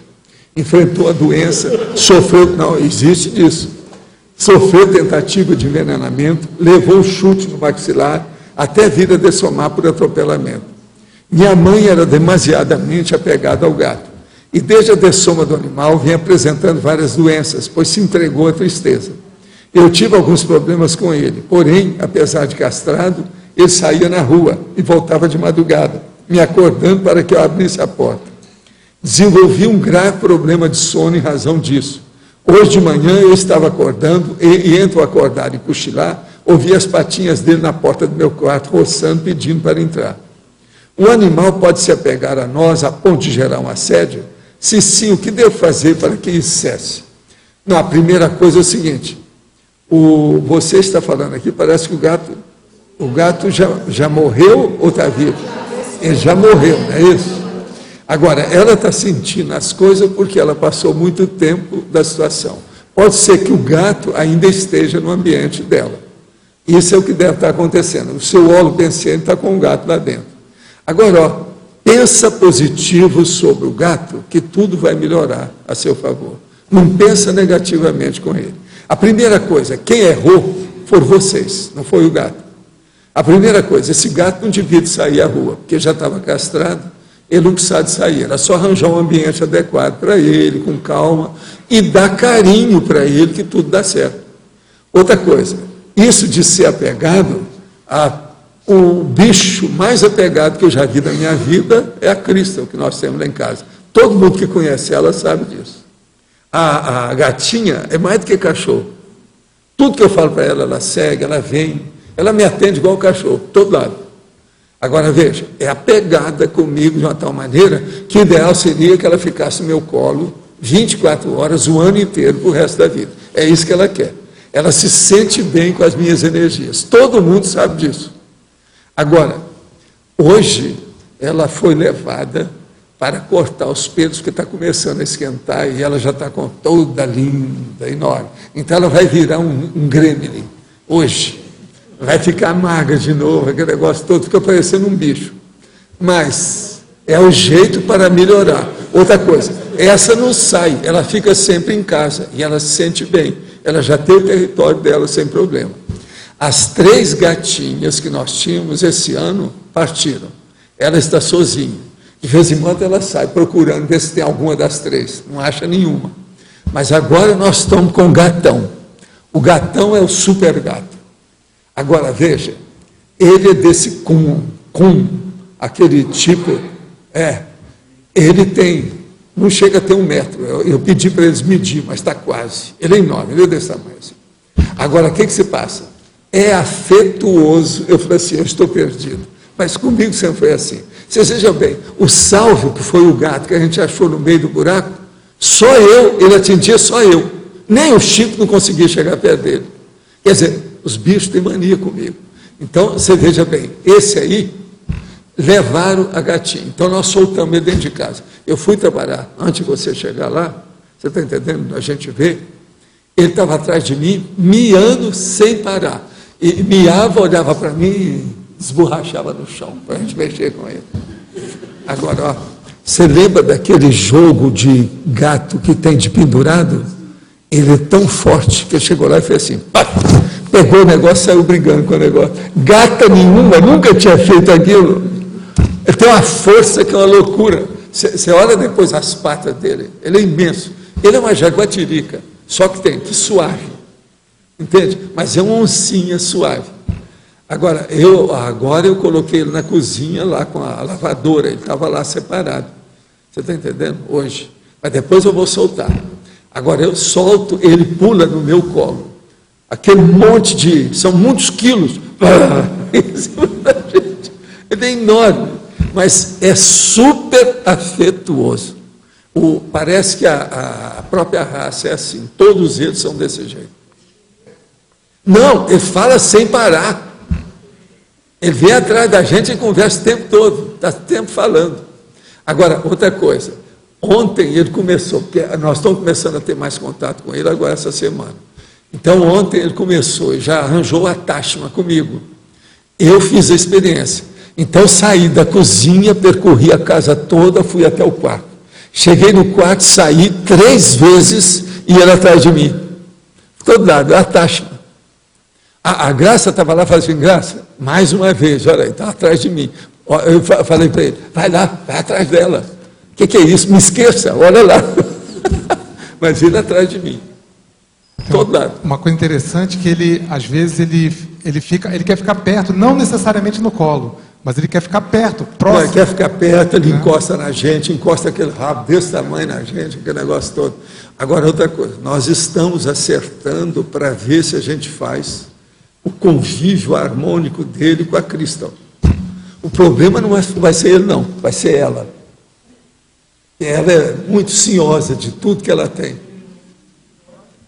Não, mas pois é. Aí eu tenho que deixá-la no escritório, mas agora vamos ver com o tempo como é que fica. Nós estamos começando a acertar. Dentro de 1, 2 semanas nós vamos ter uma ideia de como é que foi a situação. Entende? Agora, ela tem que fazer concessões. Eu já tentei mandá-la para a consciência terapia, mas ela não quer ir. Valdo, eu já tive um gato desse aí, né? Que a raça é o Maine Coon, né? Que ele é tão grande que eles achavam lá nos Estados Unidos que ele era a mistura de gato com aqueles raccoon. Daí o nome, Maine Coon, né? E eles são assim mesmo, como ele falou. Agora, esse gato aí, o nome dele é o Freud, mas eu chamo ele de o Titã, que ele é enorme, né? Super gato. É o gatão. É o Superman. O Jung já ficou só o Freud. Ele é cinza? Agora, ele é o Freud. Cor cinza? Que é enorme, o cara é imenso. Agora, ele é bonito, tudo dele é certinho, os olhos são impressionantes, o jeito, mas ele é narigudo, quer dizer, não é little nose, é big nose. Quer dizer, para chinês não dá, chinês tem que ser nariz pequeno, entende? Então, a gatinha não, ela não tem nariz, né? Agora, ele não, ele tem um narigão. É o que o João falou, ele fala com a gente, né? Uma da característica do Não, ele fala Miku, sem parar. Ele fala, Mas veja, né? A Crystal conversa e tem diálogo, tem uma opção de coisa, eu conheço toda a ideia. E ela é apurada. Você sabe, mulher é mais adiantada, evoluída do que o homem. E eu penso que a Crystal é mais inteligente do que ele. Entende? Pelo jeito dele, eu acho ele mais burro, pela situação, até o momento. Até o momento. É preciso a gente estudar mais uns dias. Tem que examinar. Isso é psicologia subhumana, você sabe, psicologia animal. Eu estudo isso há muito tempo. Eu já tive um que ele está me lembrando, que é o Xanxão. O Xanxão, quem deu o nome de Xanxão foi o Chico Xavier. O Xanxão é o seguinte, ele gostava de mim e ele que fazia a nossa defesa da casa. Ele ficava em cima do muro vendo tudo que acontecia. Se desse alguma novidade, ele ia lá e falava para mim, tem gente aí, igual cachorro. Agora, Xanxão, ele era enorme. O muro lá tinha 1 metro e lá vai fumaça de altura. Ele dava um jeito sempre de subir no muro. Enorme. Ele era preto, mas não era dessa raça, não. Ele era pretinho, Xanxão. Esse aí me lembra o Xanxão. Só que esse é muito bom demais. O temperamento dele realmente é uma doçura. Agora veja, ele é burro pelo seguinte, ele não tem noção da força que ele tem, do tamanho que ele tem, ele é burro. Ele não tem autoconsciência de si mesmo, vocês estão entendendo como é que é? Então veja, daquele tamanho, tudo mole, tem lá esse negócio de pendurado para as gatinhas brincarem, nós temos isso há anos. Ele chegou lá, gostou do negócio, fez assim, tirou e começou a julgar com o negócio tudo quanto é lado. Gato nenhum nunca tinha feito aquilo, quer dizer, é capaz de derrubar uma opção de coisa. Estou esperando agora, você vai quebrar o que lá? Sem querer, coitado, ele não tem ideia. Ele é daquelas pessoas que pegam na maçaneta e a maçaneta fica na mão. Você está entendendo? Porque tem força demais, não sabe que tem. Né? Primeira coisa, você acha que ele tem macrosoma? Para ser desse jeito, é impressionante a raça. Impressionante. Macrosoma do gato. O que você queria falar? Eu? Não, só queria falar do gato, só isso. Então, obrigado. Sei que o senhor tem estimulado a turma para escrever verbete, mas como saber se já tem know-how para tanto? Eu tenho dúvidas sobre se tem tanta informação a ponto de escrever um verbete. Ainda acho que as informações que possuo são prematuras. Pode me ajudar? Olha, você tem que pegar o volume da verbetografia e ler. Tem que pegar isso o mais depressa possível. Eu não sei, a verbetografia já foi colocada na internet? Como é que está? Já foi? Onde é que ele pode pegar isso? Qual é o www? Fala aí para nós. Vai ser bom para ele saber, né, o que se passa. No próprio site das tertúlias, ao lado esquerdo, tem uma série de artigos que a pessoa pode fazer. Do lado esquerdo? Tem site. algum telefone por aí, etc. Tal? Como é que é? Não, nosso próprio site, e-mail. Qualquer dúvida, a pessoa passa. É onde ele pegou mesmo, né? Tudo é igual, né? Então, pode passar o e-mail para a gente, esse mesmo e-mail que ele mandou a pergunta. Se ele não conseguir.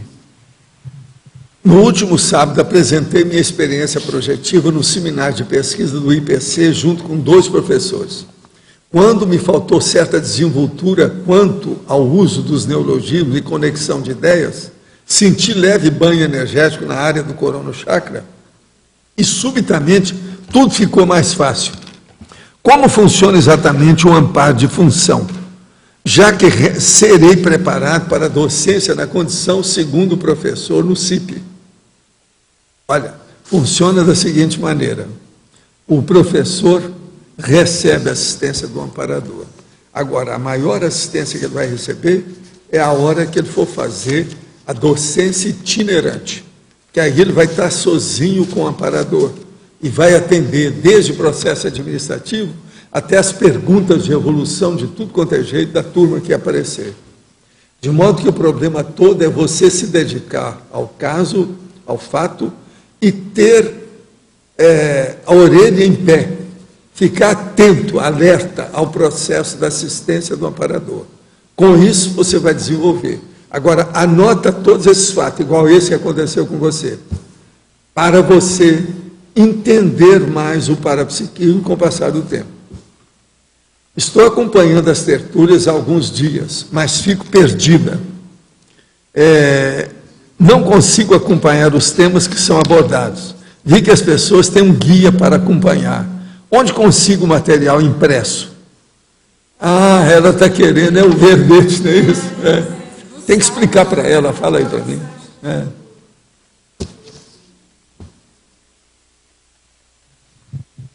Essa é nova.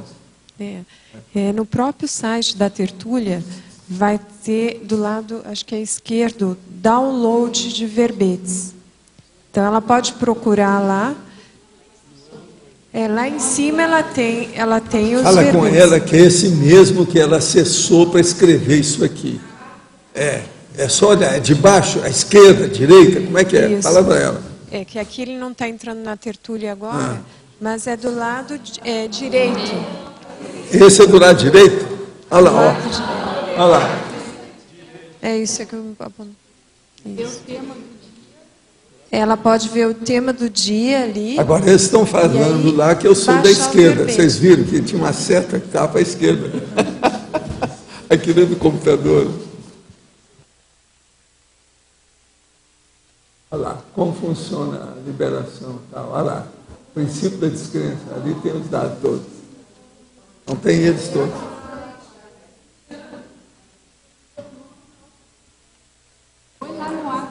Então, aí está Ato social, põe lá. alfabética e ela pode ir fazendo download.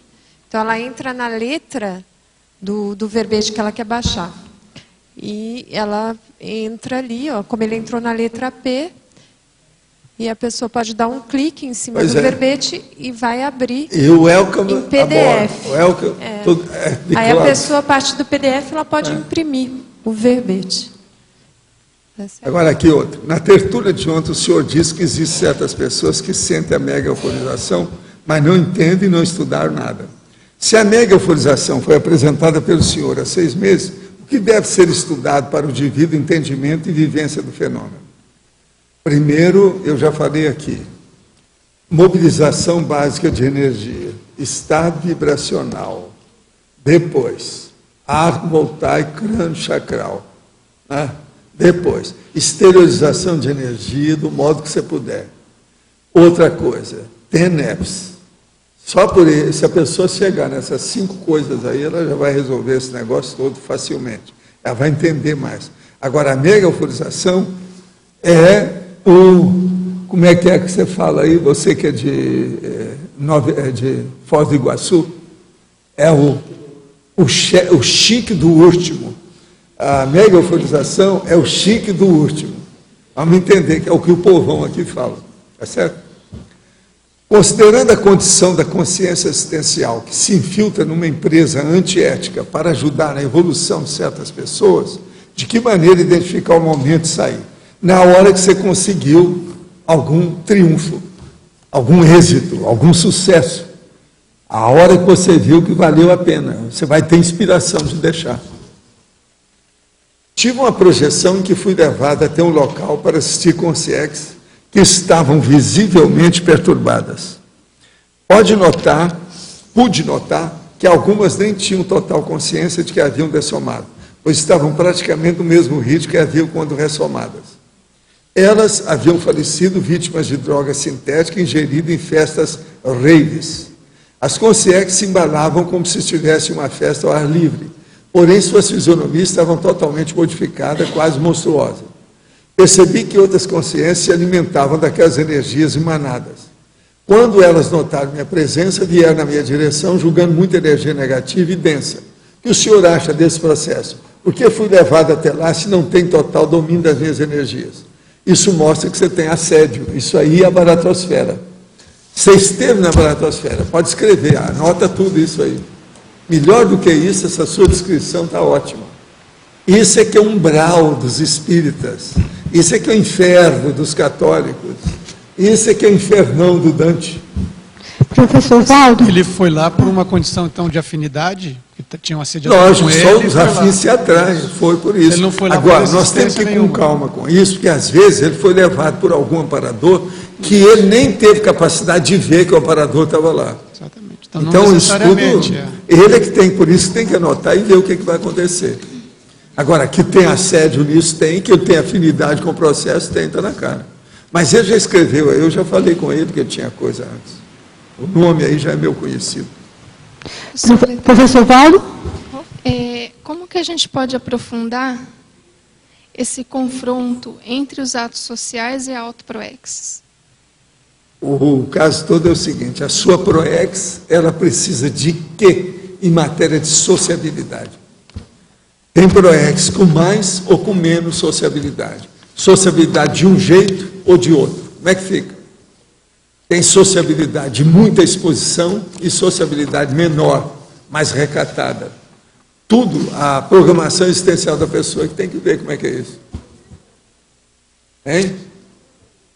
Ué, só pesquisar, só ver o que a pessoa está fazendo. A programação existencial da pessoa, por exemplo, se uma pessoa tem habilidade para uma coisa, ela não vai ser programada para fazer outra coisa que ela não tem habilidade. Só olhar. O processo é levantar a pesquisa, ver o que a pessoa é. E outra coisa, e os aportes? O que ela recebeu? Para que é? São aportes de sociabilidade ou não? Como é que é a situação? E como evitar mimese nesses atos sociais? Como é que é? Como evitar a automimese nesses atos sociais? Não, ela não deve pensar nisso. Ela tem que fazer e ver o que acontece. Se viu que está com excesso, ela corta.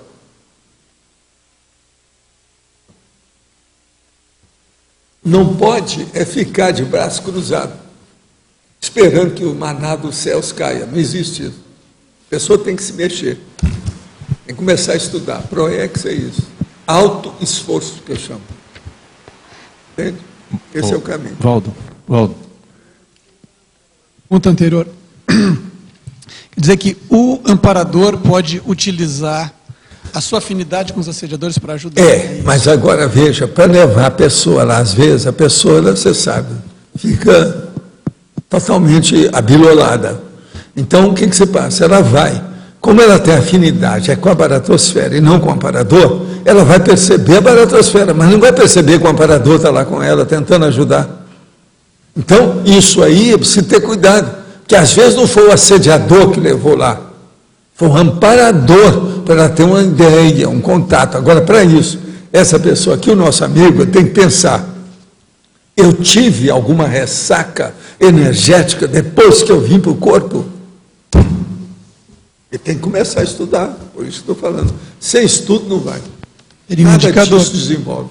Se ele voltou mais ou menos bem, é porque ele estava amparado lá. Tinha algum amparo. Agora, veja, o amparador, às vezes, nem pode aparecer para a pessoa, não consegue, por causa da condição dele, que é melhor, para não gastar energias à toa. Ele aplica as energias para manter a lucidez da pessoa. Que o mais difícil, nesse caso, é manter a lucidez. Para isso, às vezes, é preciso de energia. Esse é o motivo, por exemplo, que eu explico lá no Projeção da Consciência. Eu saía para fazer assistência fora do corpo e estava com o psicossoma lastreado, pesadão, carregado. Então, o que é que se passa? Numa condição dessa, você fica, entendeu? Totalmente alterado pelo psicossoma. No fim, acabava aquele lastro, aliviava, eu tinha liberdade de fazer as minhas excursões técnicas de pesquisa e voltava para o corpo. Você está entendendo? Então, isso é inevitável. Todo mundo que está fazendo assistência é assim. Agora, vamos supor que essa pessoa, ele ainda não tem ainda a capacidade de fazer assistência. Ele está sendo assistido. Ele é mais obnubilado que o normal. Você está entendendo como é que é? Isso é um fato. Isso aí, a maioria dos livros não falam nisso. Supondo que o caso dele seja de assistência, que um amparador levou ele lá. Qual seria a mensagem do fenômeno que ele tiraria para ele? Como é que é, e a turma ficar conhecendo, porque amanhã essas consciências que estavam lá, que são companheiro dele, e às vezes credores dele, eles vão aparecer, ele já sabe quem é, ele parlamenta, conversa, diplomacia, etc. Se vira. Até um certo ponto. Mas o problema maior é esse que eu estou falando. Geralmente é assistente. Valdo, a minha pergunta é sobre o EV. Como é que, para você, nessa vida física, você descobriu o EV? Não, você EV começou a fazer EV? Muitas vidas minhas, não é da agora, não. Mas nessa Ele é vida... a base de tudo. Agora, só que tem que quem dirigia essas coisas e fazia muita coisa são consciências muito mais evoluídas. Eu vi que todo mundo fazia. Eu já aplicava mais ou menos o meu jeito. Mas não havia ambiente favorável para isso devido ao misticismo. Mas você foi aperfeiçoando nessa sua vida física o EV? Foi, sua não, maneira de fazer meu aperfeiçoamento é para manter a lucidez mais cedo. Eu consegui isso com 14 anos. Com 14 anos eu já dominava tudo. Com 14 anos você já instalava o EV facilmente? Agora, numa próxima eu quero ver se eu chego lá pelos 8. Isso é muito importante. Muito sério. Ok. Esse é o caminho. Agora, o estado vibracional é a chave de tudo, mas é o que eu estava falando aqui ontem, que eu estou pedindo assistência para todo mundo que tiver alguma ideia. Sei lá se tem gente nova aí que fez curso intermissivo recente, às vezes já descobriram alguns outros métodos, seria bom já aplicar, para a gente ver o que faz para o povo entender o estado vibracional. Eu escrevi agora, qualquer hora nós vamos trazer aí, a voliciolina, que é a gasolina consciencial. Você está entendendo? É a força da consciência mostrando isso. O estado vibracional é justamente isso. É a base de tudo. Todos esses fenômenos básicos de energossomaticidade, tudo deriva do estado vibracional. Então é a sua vontade materializada. Isso é a sua energia. É o estado vibracional. E você lembra mais ou menos da primeira vez que você instalou o estado vibracional? Não, foi um eu ato mexi assim, com histórico? isso. Como nessa vida. Não, essa eu sei da história, mas eu pequeno, meu pai, eu era menor, e meu pai doente. Na hora que ele estava querendo mudar as coisas todas, ele me chamava no quarto, passava às vezes 3 meses naquele quarto, tudo fechado, tinha até mau cheiro, de xixi, aquela coisa toda. Ele me chamava lá, me colocava em cima da cama, que era mais alta, e falava assim, ó, você agora me dá o passe. da cabeça até os pés. Aí eu dava o passe nele, ele sentia, melhorava, saía, tomava banho, fazia a barba, mudava a roupa e ia trabalhar. Passava 3 meses trabalhando odontologia, depois voltava na camueca de novo. A camueca era aquele estado de depressão, escondido, no escuro. Você está entendendo como é que é? Então ele já sabia do processo da minha energia, se sentia bem comigo. Agora, quantos anos você pensa que eu tinha? 8, tinha 4, 5, 6 anos só, já fazia isso. Você está entendendo? Então você já sentia no corpo o estado vibracional. Eu, com 3 anos, comecei a falar as coisas. Aí o povo lá, pelas tantas, me atenderam. Meu irmão esteve aqui e falou para uma das nossas amigas, ela que estava me falando. Ele falou assim, não, o Valdo era o seguinte, quando ele deixou o movimento espírita, que já tinha mais de 30 anos, que eu vi que ele era uma pessoa humana igual aos outros, porque antes eu achei que ele fosse alguma coisa diferente. Você é meu irmão mais novo. Entendeu? Sempre me dei bem com ele. Ele é mais novo do que eu. Sempre a gente foi, sempre assim. Igual essa minha irmã que está aí, que era a mais velha também. Nós sempre nos demos bem. E dos 4 até os 15, a instalação do teu EV melhorou? A produção do EV melhorou? Eu só comecei a ter confiança nisso lá pelos 14 anos. Aos 12 anos, por exemplo, foi quando começou aquele negócio que eu falei assim, isso não é para você. Aí eu falei assim, ainda tem coisa ainda que eu tenho que deixar, ainda tem umas coisas erradas. Aí eu começava a anotar tudo, tinha as grades de horário, aqueles negócios todos que eu anotava, o que eu devia de fazer. Eu tinha uma série de quadros de horário, que o povo hoje chama de grade de horário, para muitas coisas que eu fazia. Parte intelectual, parte emocional, a parte social, processo de leitura, tudo eu tinha por dia. E o que eu fazia? É uma série, você está entendendo, de folhinha, de calendário. Com isso, eu melhorava tudo. Outra coisa, a minha vida era para estudar. Então você fez os exercícios que aprimoraram o seu EV, né? Com a prática, né? O povo, na mocidade espírita, falava que eu me dedicava demais às coisas, que isso era errado. Eu era patológico. Isso que eles chamam de workaholic, hoje. Eles já me chamavam, não tinha esse nome. Mas eles chamavam que eu era assim. E foi isso que me deu infarto. Porque a hora que eu deixei os meus empregos e comecei a trabalhar só na assistência, full time, pensa bem, eu nadei de braçada. Depois de muitos anos, sem poder fazer aquilo, aí eu comecei a trabalhar demais, foi aí que me deu infarto. Agora, me deu infarto seguinte, eu estava muito bem, com a disposição enorme para tudo, energia demais, o corpo não aguentou. E outra coisa, o infarto deu da seguinte maneira, eu estava atendendo uma opção de gente, lá na área lá desse bairro que a gente criou. E eu fui passando, a hora que eu fui voltando para casa, estava até de jaleco, com o meu material de médico para atender, os aparelhos, aquela coisa toda. Quando veio, eu vi que tinha uma tempestade marcando. Lá, às vezes, dá uma tempestade de uma hora para outra, um negócio seríssimo, junto do aeroporto. Então, eu saí correndo no meio do mato, carregando aquele negócio. Quando eu cheguei em casa, aí eu comecei a ver, quando eu vi, bolas, eu estou infartado. Aí eu cheguei lá e joguei a nitroglicerina debaixo da minha língua e falei com o povo, chama os médicos lá para mim que eu estou tendo um infarto aqui. Deitei lá e fiquei quieto. Aquilo me salvou. Eu poderia ter ido embora. Aí eles falaram para mim, Valdo, você tem que mudar. Eu, de 3 em 3 meses, comecei a mudar meus horários, minhas atividades, tudo que eu tinha. Isso me salvou. Agora, eu fico só pensando, todos aqueles professores que estavam lá, que eles tinham uma junta médica em cima de mim, praticamente todos já foram embora. Tinha alguns que tinham mais ou menos a mesma idade que eu, mas todo mundo já foi embora, eu estou vivo. E eles falaram, você não vai viver muito tempo, porque desse jeito, se você continuar assim, você não vai nem 5 anos. Agora, muda seus horários para ver se você dura mais uns 10, porque ter infarto com 28 anos é demais, não dá. Agora, recentemente, vocês sabem daquela história que aconteceu com o Eduardo. O Eduardo foi mostrar a minha ficha com os negócios todos para um grande especialista aí de cardiologia. Ele falou assim, não é possível. Se ele teve aos 28, ele deve ter tido no mínimo mais 2 infartos depois. Assim, ele nunca teve mais nada. Assim, mas ele é uma exceção, isso não existe. Esse cara tem que estar morto. Você está entendendo como é que é? Agora, por quê? Porque eu sou fogo da canjica, quer dizer, eu levo a coisa séria.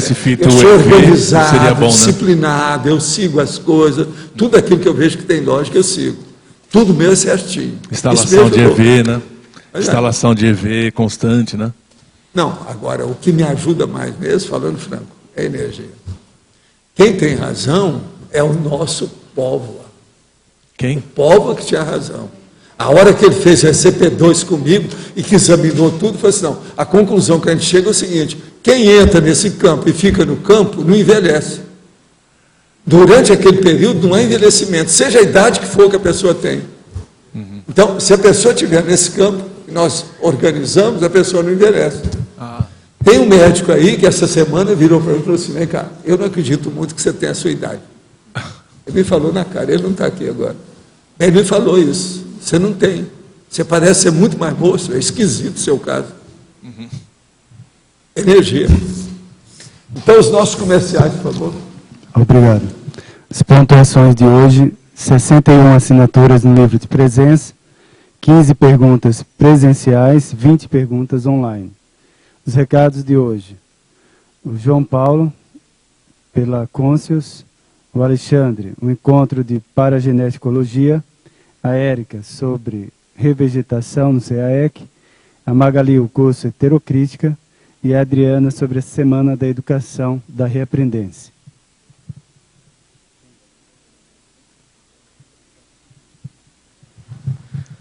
Boa tarde. Vim falar em nome da Conscius a respeito do fundamentos da conscienciometria. A gente acabou de abrir uma turma, agora no dia 1º de setembro, hoje, está começando, iniciando essa turma, que lotou rapidamente, com 20 alunos, e agora nós estamos abrindo uma outra turma para o dia 10 de setembro, vai ser domingo. Então, fundamentos, são 24 aulas, no caso, esse vai ser aos domingos, às 3 da tarde. 3 da tarde, de 3 às 5h30. O curso ele tem um preço de uma dinâmica, e se você já faz dinâmica, tem desconto. Mais informações no CAEC, ou com qualquer voluntário da Conscius. Obrigado. Boa tarde a todos. Eu gostaria de convidar para o primeiro encontro do Colégio Invisível da Parageneticologia, que será realizado no dia 19 de setembro, das 8h30 às 19 horas. E o objetivo desse primeiro encontro é exatamente a gente expandir os conceitos da parageneticologia e fazer as correlações da autopesquisa com a especialidade. As inscrições poderão ser realizadas através do site www.paragenetica.webnode.com.br ou com a professora Tânia Guimarães ou com a voluntária Tereza Martins. O valor desse encontro é R$30 e no final do local de pesquisa, do auditório da Holoteca, nós vamos fazer uma oficina sobre retrocognição. Então, estou convidando a todos, será um prazer recebê-los. Uma boa tarde.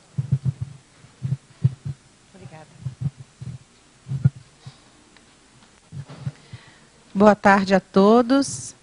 Pessoal, então nós estamos na fase de arrecadação de recursos para o plantio. São 6.000 árvores que nós vamos receber de plantas nativas. Nós já fomos vistoriados essa semana pela Itaipu, quem vai nos doar as mudas.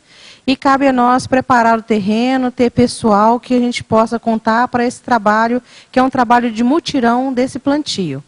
Além das 6.000 árvores nativas, tem os 2.000 ciprestes para a gente colocar numa das laterais do caminho da lógica. Então, eu conto com a colaboração e com a sensibilização de cada um, que cada um faça uma contagem da sua pegada ecológica, de quanto que cada um andou gastando em transporte, alimentação, uma série de coisas assim, que implica num custo ambiental. Se você conseguir converter isso e falar assim, bom, eu deveria plantar 2 árvores por mês ao longo desses meses, e se eu não plantei nenhuma nesse ano que passou e nem no outro ano, você pode imaginar que se você tiver aí 48, 50 árvores, está de bom tamanho para você começar a fazer a compensação dos seus créditos de carbono. Então avalie nesse aspecto, porque a gente tem a área para plantar, ela é necessária e precisa desse aporte financeiro. Quando eu não estiver aqui, na segunda, quarta e sexta, está o Roberto, está o resto do pessoal, e eles permitiram que a gente colocasse uma caixinha para arrecadar esses recursos aqui no tertuliário. Então, a gente agradece de antemão. Muito obrigada. Boa tarde a todos. Eu vim convidar para a 12ª edição do Imersão de Heterocrítica de Obra Útil. Então, ele vai ocorrer nesse próximo final de semana, dia 4 e 5 de setembro, e com a presença do autor, que é o Gilson Volpato, que é um biólogo, que é mestre, doutor, e também que presidiu a Comissão de Editores Científico da Unesp. Ele é voltado mais para a questão de redação científica. Então, a gente deixa aí, para todos os que estão interessados, é importante que façam as inscrições, tá? O quanto antes, porque o nosso curso começa já no sábado. E quem tiver distante ou quiser mais informações sobre o curso, pode ligar para 45 3525 2652, aqui no CAEC. Obrigada. Olá, queria convidar todos os professores, docentes, candidatos à docência da Conscienciologia para participar da primeira semana de reeducação consciencial, de 8 a 16 de outubro, aqui em Foz do Iguaçu, pela Reaprendência. Esse evento ele vai ser promovido com cursos e no dia 11 e 12, a gente vai ter uma palestra, vai ser um congresso, um mini congresso gratuito e que vai estar aberto a toda a comunidade de Foz do Iguaçu. Então, estão sendo convidados professores universitários da região, turmas de pedagogia, turmas de letras, enfim, da área voltada para a educação. Então, seria muito interessante todos participarem, todos os professores de Conscienciologia, porque a ideia é fazer um grande debate em torno da temática da educação consciencial e da educação formal, né, e fazer vários paralelos. Além disso, tem os cursos gratuitos e cursos pagos que vão ser feitos para quem tem interesse em montar plano de aula, saber como é que funciona um ciclo parapedagógico, enfim, detalhar, né, discriminar bem o processo da nossa docência conscienciológica, tá? Mais informações podem ser obtidas no site da Reaprendência. Obrigada. Lembramos a todos que amanhã teremos o verbete mitoclastia, a especialidade interassistenciologia, e teremos a listagem de 20 verbetes novos, né, dos 17 coautores da enciclopédia. Obrigado a todos, uma boa tarde.